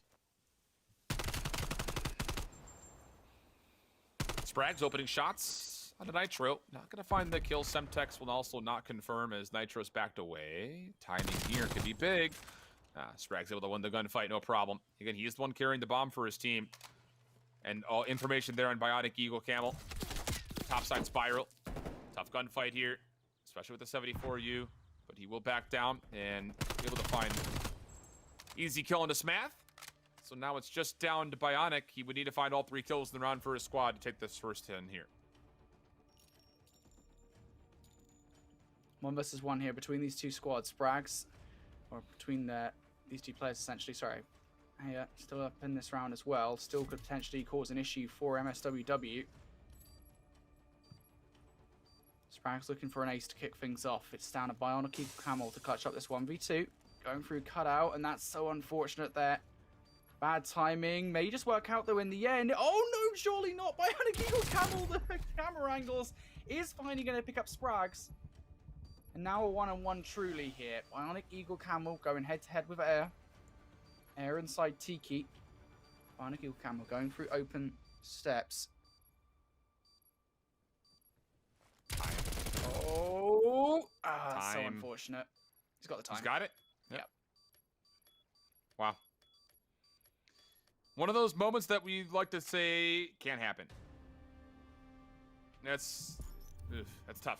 That's tough. I mean, largely what you'll see when you get a bomb plant down right there on this B site is you just play for a very deep clutch up post plant spot. What I mean by that is like the spots have bedroom. If you plant close, like right there, or if the bomb is planted in this position, you can sit out top cutout. You can sit top money window. There are a lot of really easy spots to deny the 1v1, but both players just choose to play in the low ground. And that is enough for Eagle Camel to come through and get the ace and the 1v2 clutch. Big first round for MSWW after dropping the first map.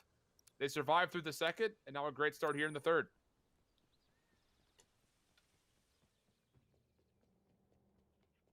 MSWW now looking for round number 2 here.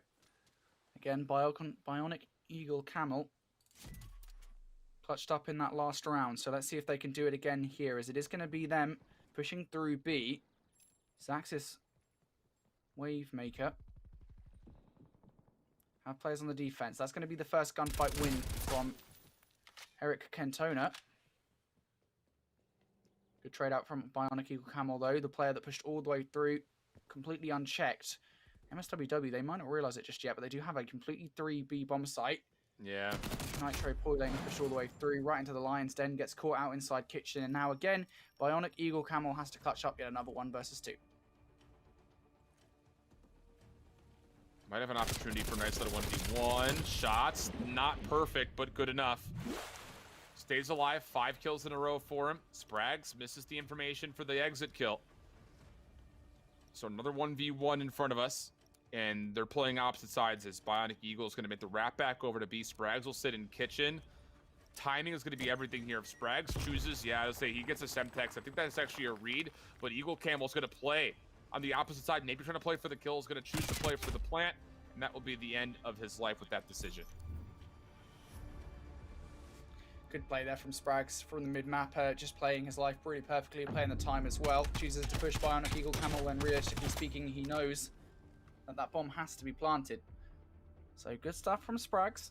Wins that 1-on-1, clutches things up, and more importantly, puts a stop to Bionic Eagle Camel, who in the first 2 rounds shift got 5 kills. That's quite a stat line. Yeah, it really is. I mean, he's gotten everything. Sprags has tried to keep up. I mean, that 1v1, not just determining the round, but potentially who the kill leader will be in this lobby between both of these guys. And this is what we kind of talked about at the beginning of the broadcast. You know, sometimes you just get these lobbies where you've got one guy on either side that are like, maybe we should just solve this like an ancient Greek warfare style. You send out your best champion, we'll send out ours, and whoever wins the round. So far seems to be the case. Long pitch coming from Bionic. Being watched though, Sprags gets the kill. And Eric also has information on where the last player of Smash is. Up top though, Smash able to find the first kill. 18 bullets, plenty of ammunition. Semtex though, no flak jacket. Confirms the kill. And that'll be the second round in a row for Zaxis Wave Maker. I don't know why I said it's so weird. It's a cool name. It is a cool name. It's, you know, it sounds like something from 2048 in the future. I feel like I had to throw a little pizzazz on it. Yeah, I'm not lying about that. You throw all the pizzazz you want. Not a little Thanks, pizzazz. brother. Appreciate it. I need a lot of pizzazz, right? Zax's Wavemaker. It's a cool name generally. And they are going to pick up round number 2 here. 7-1 start once again for Sprags. So I said that Bionic Eagle Camel was having an impressive start. Sprags again has got 7 of a potential 9 kills across the first 3 rounds. Of course, only 8 of them have actually gone through. So realistically speaking, Sprags doing incredibly well here. Yeah. Can they continue on?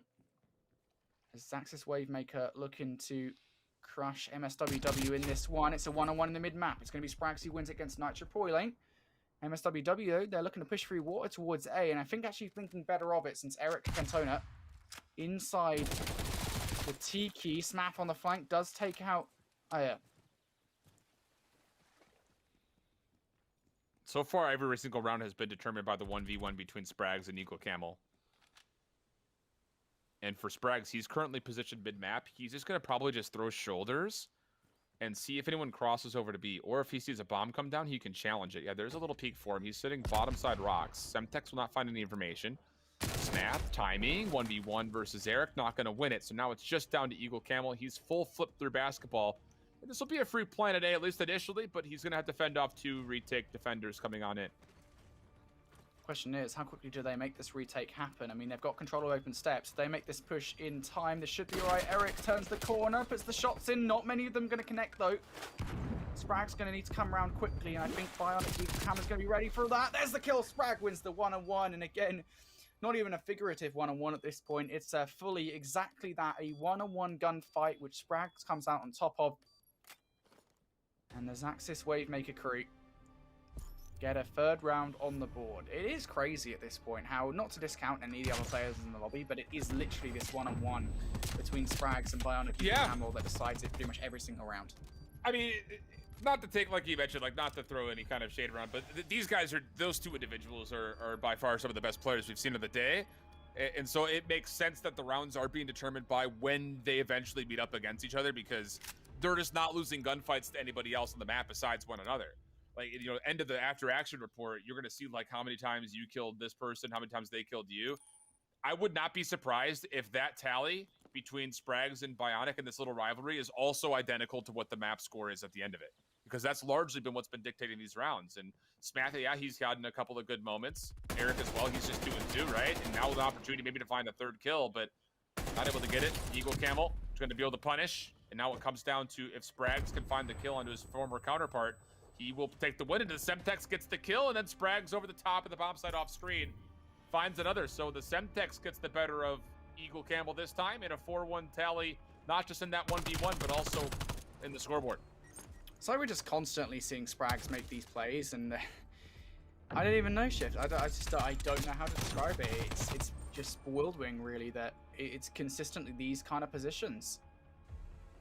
It'd be kind of interesting to see what a round would look like if Sprags and Bionic Eagle Camel just sat it out. Yeah, right.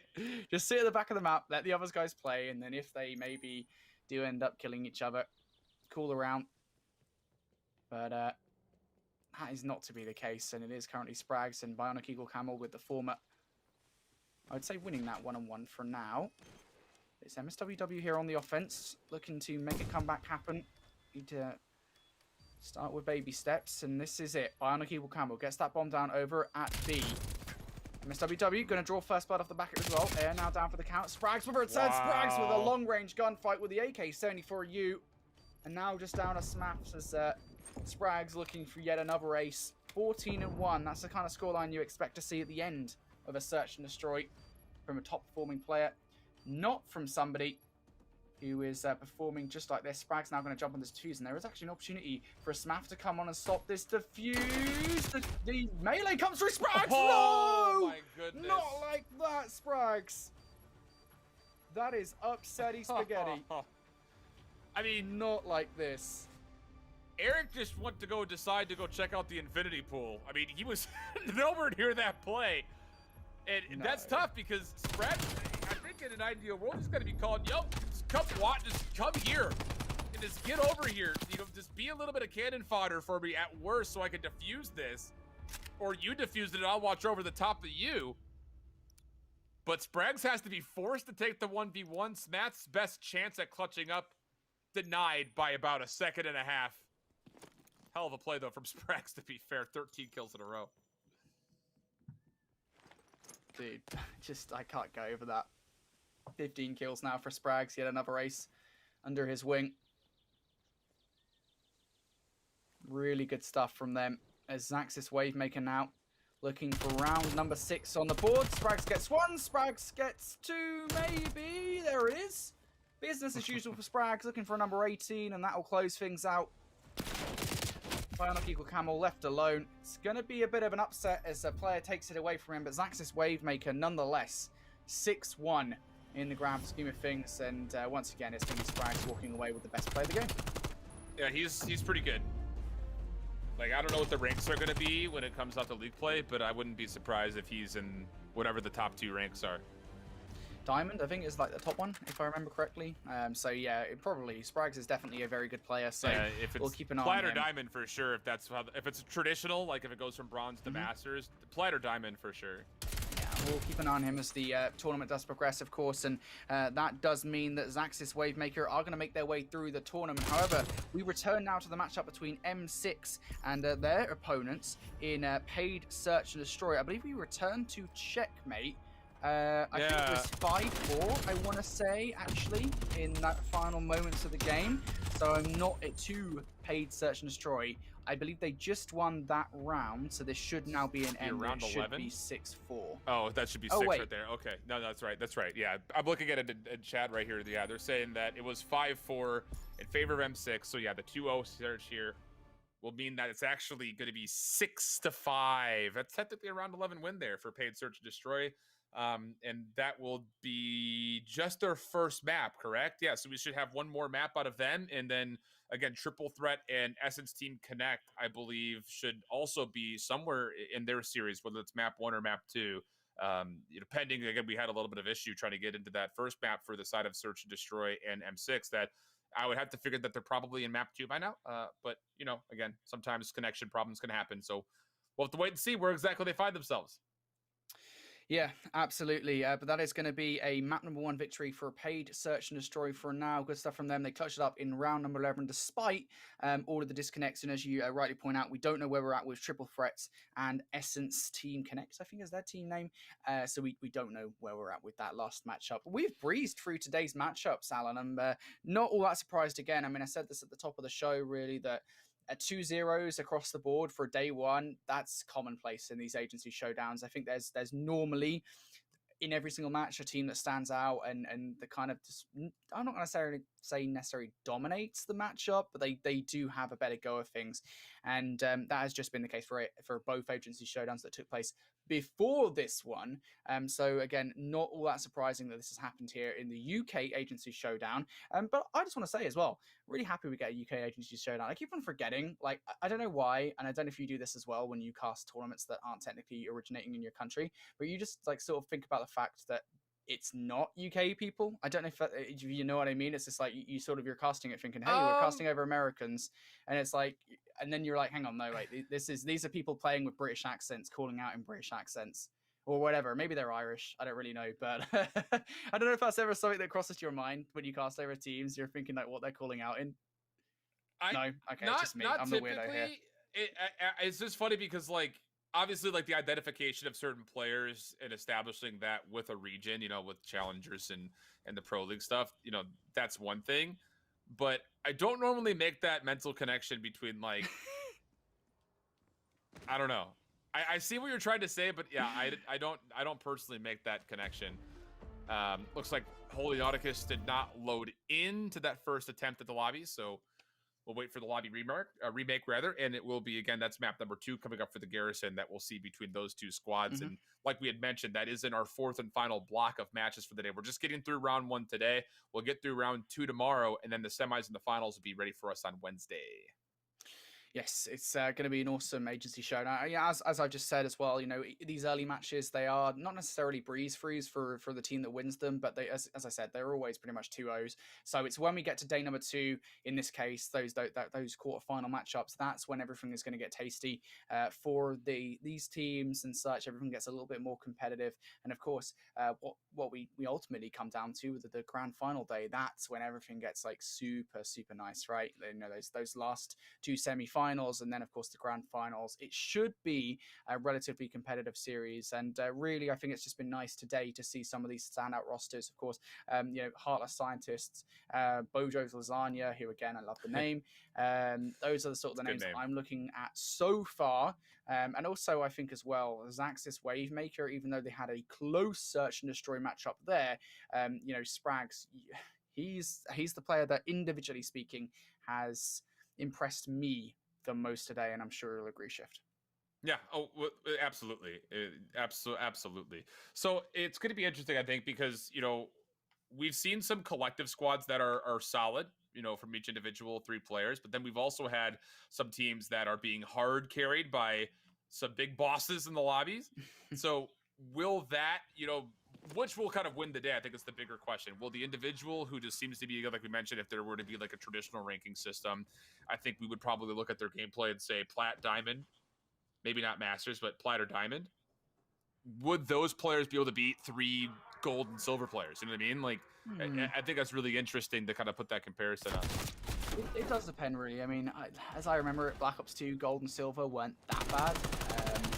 So I don't know. I don't know. Maybe is the answer. We'll certainly see when League play does swing around, of course. So those situations will inevitably arrive, of course, as connection-based matchmaking does come into play sometimes. For now, though, moving into game number 2 between Pay Touch and Destroy and M6, we've had a switch in the scoreboard. So it is Pay Touch and Destroy now on the right side. They are the ones in orange, and they're actually going to start things off with a round win. Yeah. Good stuff. And again, we got kind of cut up from seeing the full continuation of the checkmate, but I felt like Paid Search and Destroy had a narrow edge when we watched them play before, up until that round where they started killing each other. And, well, another host problem, it seems. So we'll have to make sure we consider that it's a 1-0 for Paid Search and Destroy here in their map number 2. And then beyond that, yeah, we're just waiting to see what happens with this bottom matchup, right? We're still waiting to see any instance of what's happening with the Team Essence and their matchup. So we'll have to take a look to see if maybe we'll have a chance. I think, kind of reading through the chat, they're having a couple of issues getting into lobby as well. So not really sure where we go from here. Maybe it's UK internet. UK internet is notoriously trash. As I remember from the first agency showdown, where I myself lagged out a fair bit, because that was actually the start. So when we had the first agency showdown, that was actually placed at the very start of UK's lockdown, and that was back when the internet was essentially, the ISPs here in the UK were not ready for the lockdown whatsoever. Obviously, everyone going from at work at various points to everyone is at home. Everyone is using the internet to watch, like, whatever, your streaming services or what have you. People were not ready, and there were so many ISP outages back when I was at university during that period of the year. So that was a tough one. It wouldn't surprise me again if that's kind of the same thing that's happening here, is that ISPs are just having problems in the UK. But generally speaking, there is one thing that the US does beat out the UK in, and that's internet quality. Our internet in this depends country, on where you are. Yeah, I suppose, but what's available in the US is just better immediately than what's available here. Like, the best I can get here where I live is like 20 megabits down load speed and like 5 up. It's like I got trash net. That's actually better than what I'm running off of right here. So what do you got? I've got, like, at best, if it's like, okay, we're good, no one else is in the 5-mile radius on the internet, it's like 20 down and 3 up. So really, don't you do some streaming though yourself? Right? Yeah, but it's so whenever I go to stream, like, especially if I'm playing a game like Call of Duty, like, I purposefully am putting myself at like 180 ping, because I'm taking all of my upload overhead. Because like the worst quality that even makes sense to stream is like 2.5, so it's only giving me like 500 megs of like overhead, and it ends up just making me lag like crazy. And even still, it's not a clean picture. So No, I couldn't imagine. Not fun. Yeah, It's not yeah, fun. I wouldn't do that for sure. If whenever I'd stream, it's like I cannot stream, right? Well, personally, I don't do streams myself anyway. I don't do personal streams on multiplayer games. I could probably stream like something like a single player game and maybe get away with it at like 720p, maybe. That's really all I can stream as well, is like stationary stuff, you know, like a single player game or something that's not like a fast paced multiplayer game, and I'm good. Yeah, exactly. I could probably get away with it. Maybe I'll try it. Yeah, good in air quotes, because yeah, our internet is trash. But yeah, generally speaking, back to my point, you know, it is US internet. What is available in the US is much better. You guys have it lucky, right? If you live in a city in the US, you can get some nice internet. Here in the UK, ooh, it's not good. I'm sure everybody playing the agency Showdown absolutely is aware of that as well. Do you know what really frustrates me? Go on, sorry, Alan. Was it Insider Maple for Singularity last year that was like, I'm connecting from literally a farm? Do you remember? I think it was Maple. Like, I think he had, like, I want to say that Singularity at one point in time, like, they helped him pay for the internet service providers to run even a somewhat decent line out to just his house, because he like lives out in the middle of the farmlands. That wouldn't surprise me. That really wouldn't surprise me. I'd love to do that. I'd happily pay whatever the amount is so I can get a line that's good enough here. Because honestly, it's so terrible. You know what I'd do? I'd be streaming every single day if I could. It would be crazy. So yeah, it's not very good here. I actually got a funny story, generally speaking, about internet here, is that when they came round, the ISP, they actually came round my essentially estate where I live, which is like essentially a bunch of houses. They installed like super fast fiber optic here, like 200 download speeds all around the estate. They stopped 2 houses short of my house. No, same situation.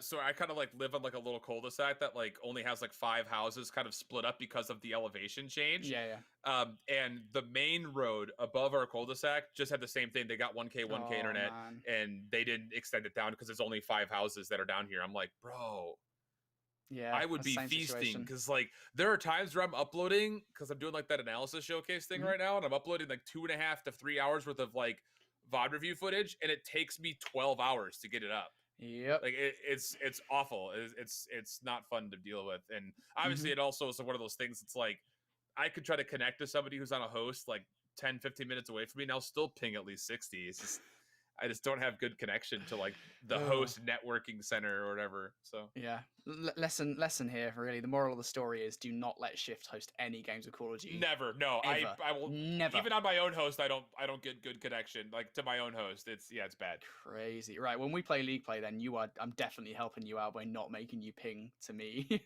For sure. You'll be like 500 ping. Man, that would not be good.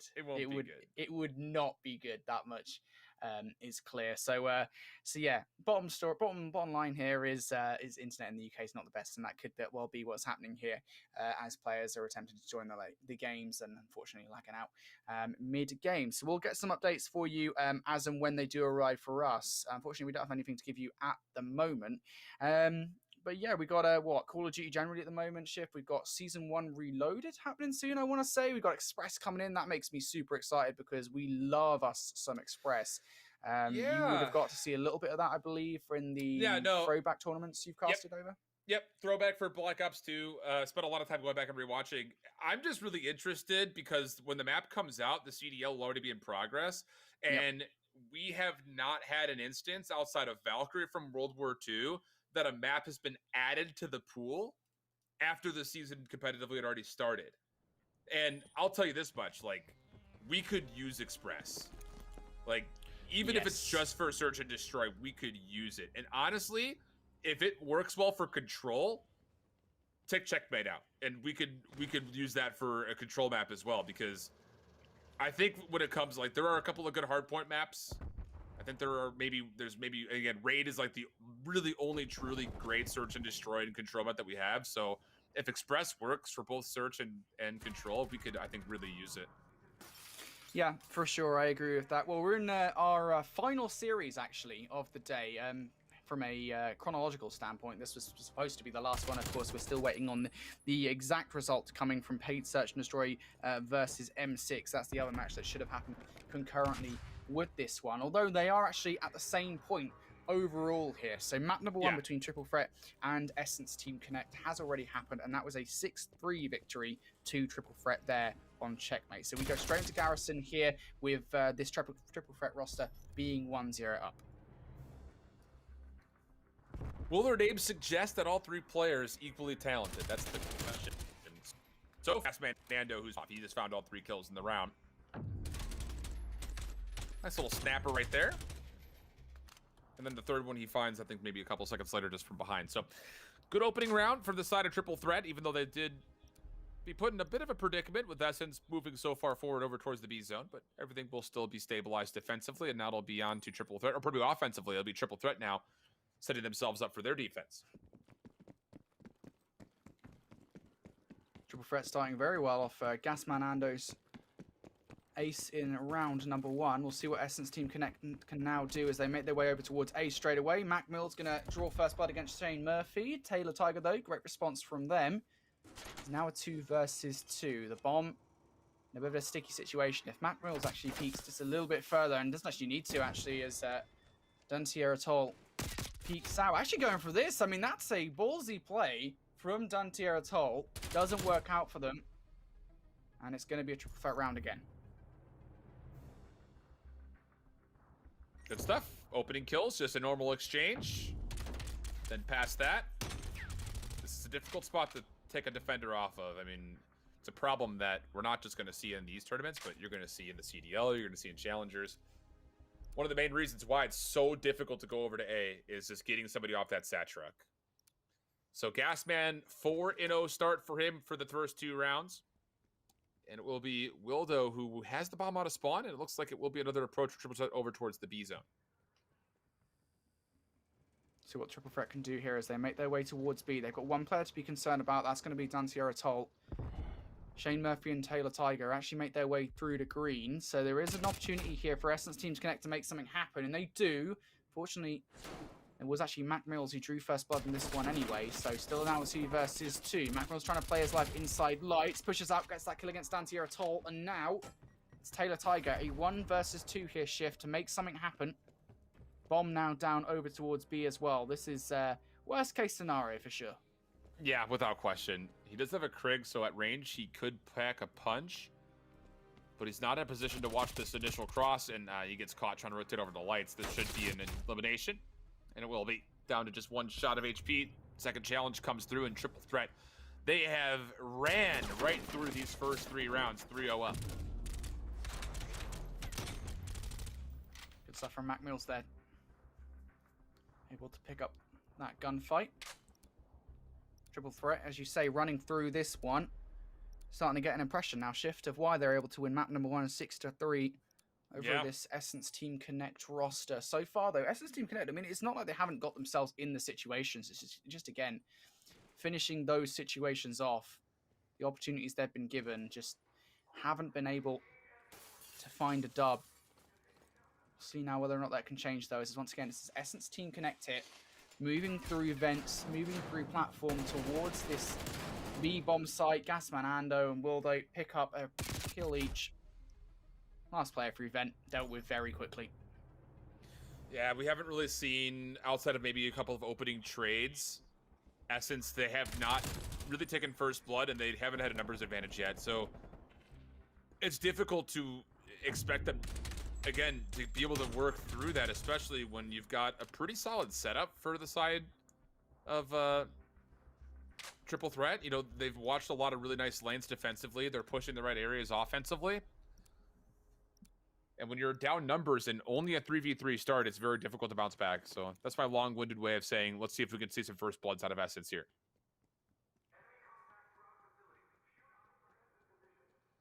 I mean, something needs to change for Essence Team Connect pretty soon. I think that really is just the bottom line, no matter which way you put it. Essence Team Connect, they need to make something change. I mean, every single player is 1 and 4, and none of them have really stepped up to the plate so far in this particular game of Search and Destroy. Maybe they can make something work on the defense here as Triple Threat looking to move towards A. Bomb in hand for a Wildo.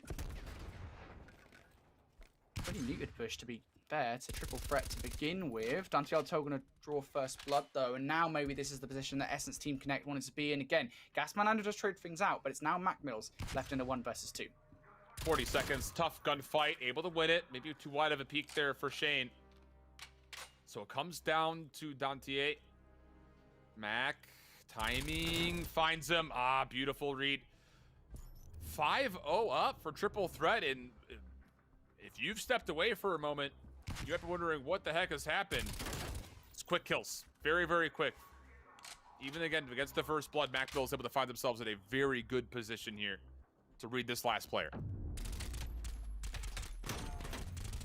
Good stuff from Mac Mills, great clutch. And again, that's another situation that Essence Team Connect should have converted realistically to a round. And now they're looking down the barrel of a 6-0 sweep here in game number 2. It would be a 2-0 victory for Triple Threat and make them our 7th team to make their way into the quarterfinals tomorrow. Of course, if you guys want to watch that one, remember, same time tomorrow, 5 p.m. GMT for the quarterfinals. We're going to be broadcasting all 4 matches from that. For now, though, Triple Threat need to finish off this search and destroy to make it there. Looking to get first blood. They do once again. It's Mac Mills that does it. Wildo gets kill number 2. That same positioning from the tank. And now it's all on Dantier. What can they do?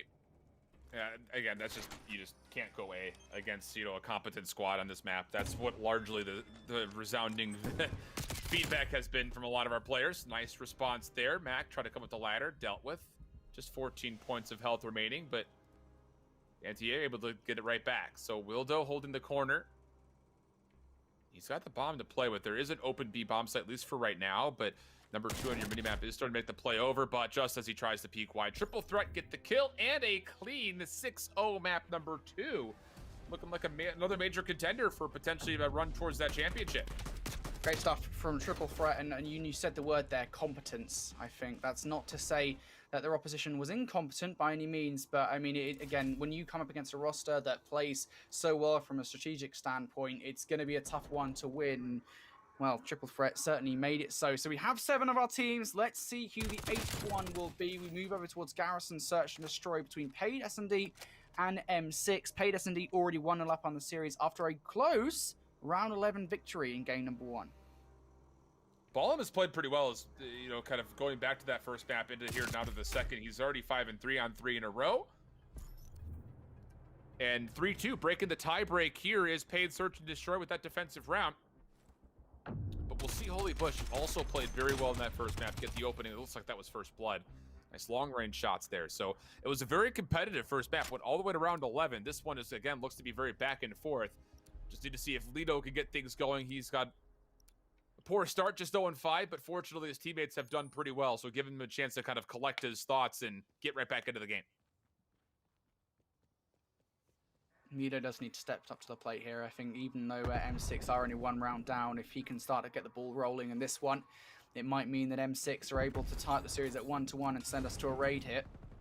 Molotov coming out actually from Lido. We'd love to see that. Again, it's one of those unconventional choice of utilities in this case, which we don't often get to see here on Call of Duty, myself and Alan being mostly from competitive COD. Now though, Ballon Boys, E1 versus 2.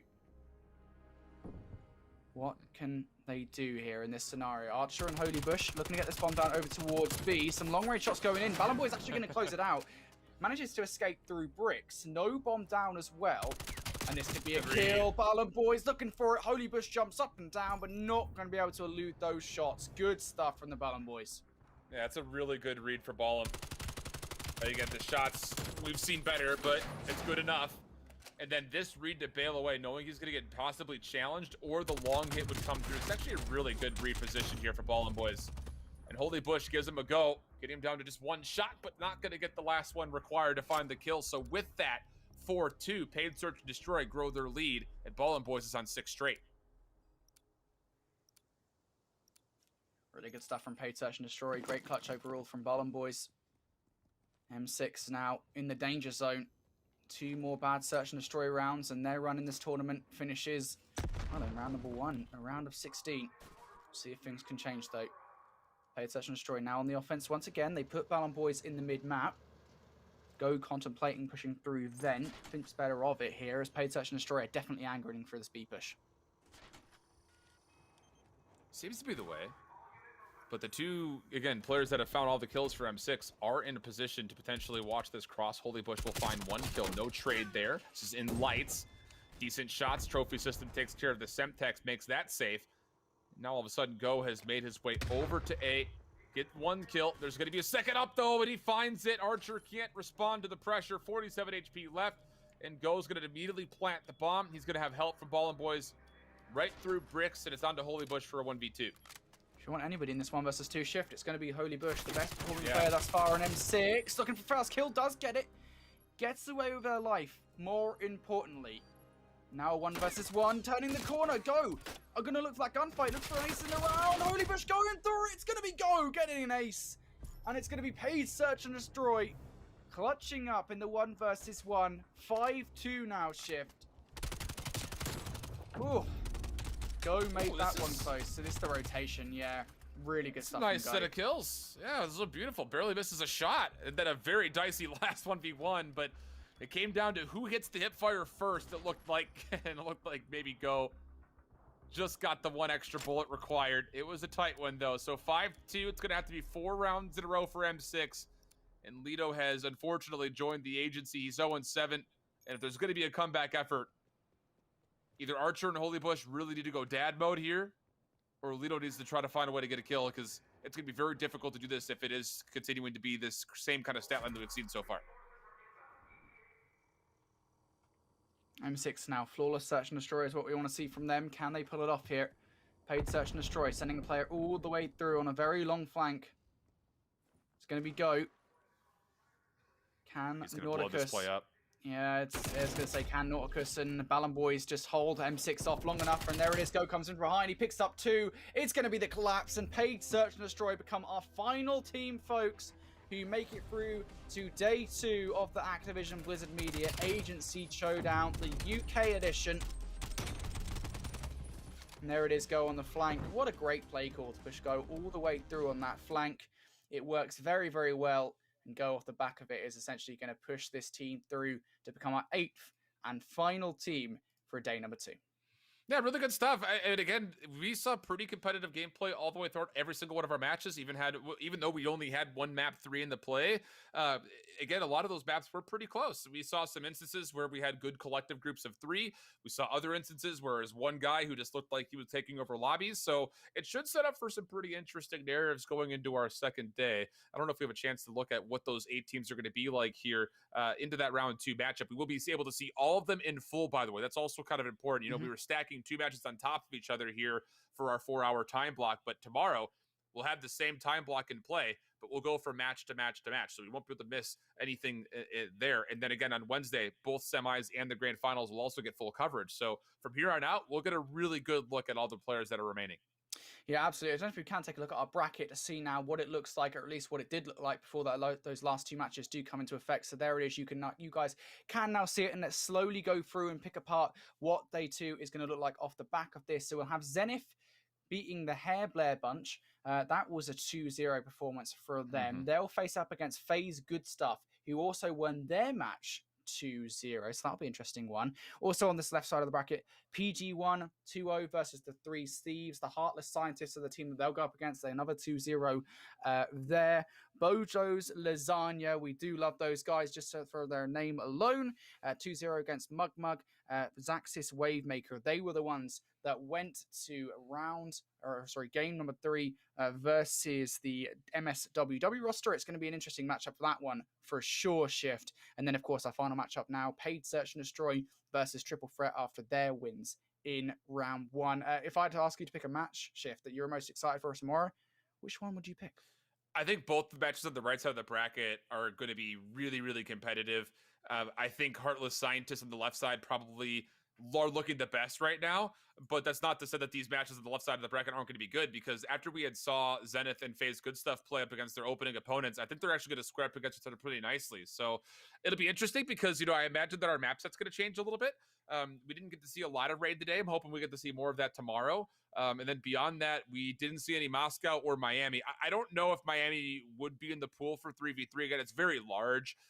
So I don't know if that's been decided yet as of yet. But regardless of what our map set looks like, I think we've got some pretty interesting matches across the board. I'm not trying to be, neutral on the fence here, but the right side of the bracket, I think, looks more terrifying in the long run than the left side of the bracket. But I still think these matches on the left side are two really solid matchups as well. For sure. It's going to be an interesting day number 2, guys. Look, day 1 was just awesome. Again, it's so nice to be back with the Agency Showdown, seeing all these matches play out. It's always so fun when we see the variety from what Alan and I normally get to cast over with sort of challenges and stuff like that. So yeah, it's always a nice change of pace for the Agency Showdown. However, we're not done here. Day number 2, that is tomorrow. That's when we continue on the bracket with the semi-finals with this single elimination bracket. Make sure you guys tune in from 5 p.m. GMT. I don't know if we have a schedule to show you guys overall, to show you exactly how everything's going to be broken down over the course of the next 2 days. Yes, we do, of course, our lovely team here at the Agency Showdown, giving us all the lovely graphics to show you guys exactly how everything's going to break down. 5 p.m. GMT, that's when we're going to kick things off with Zenith versus the FaZe Good Stuff roster. That is going to kick us off to decide our first semi-finalist. It's going to be a super interesting one shift. I'm excited for it. I don't know about you, but I reckon it's going to be a good day, Call of Duty. No, I'm ready. I'm really excited for it. Again, this has been a lot of fun. So hopefully our teammates and our players that are going to be bringing to the mix will be able to have a second to kind of communicate as far as what maybe things went wrong, or maybe even figure out some communication things overall, because I think there's a lot of talent that's still left. Excited to see round number 2. But for now, we have to say farewell. And we'll catch you guys right back here. Before we leave, subscribe to the channel. Hit the notification bell. You're not going to want to miss any of the matches that are coming up. But until that time tomorrow, we'll say farewell. So long.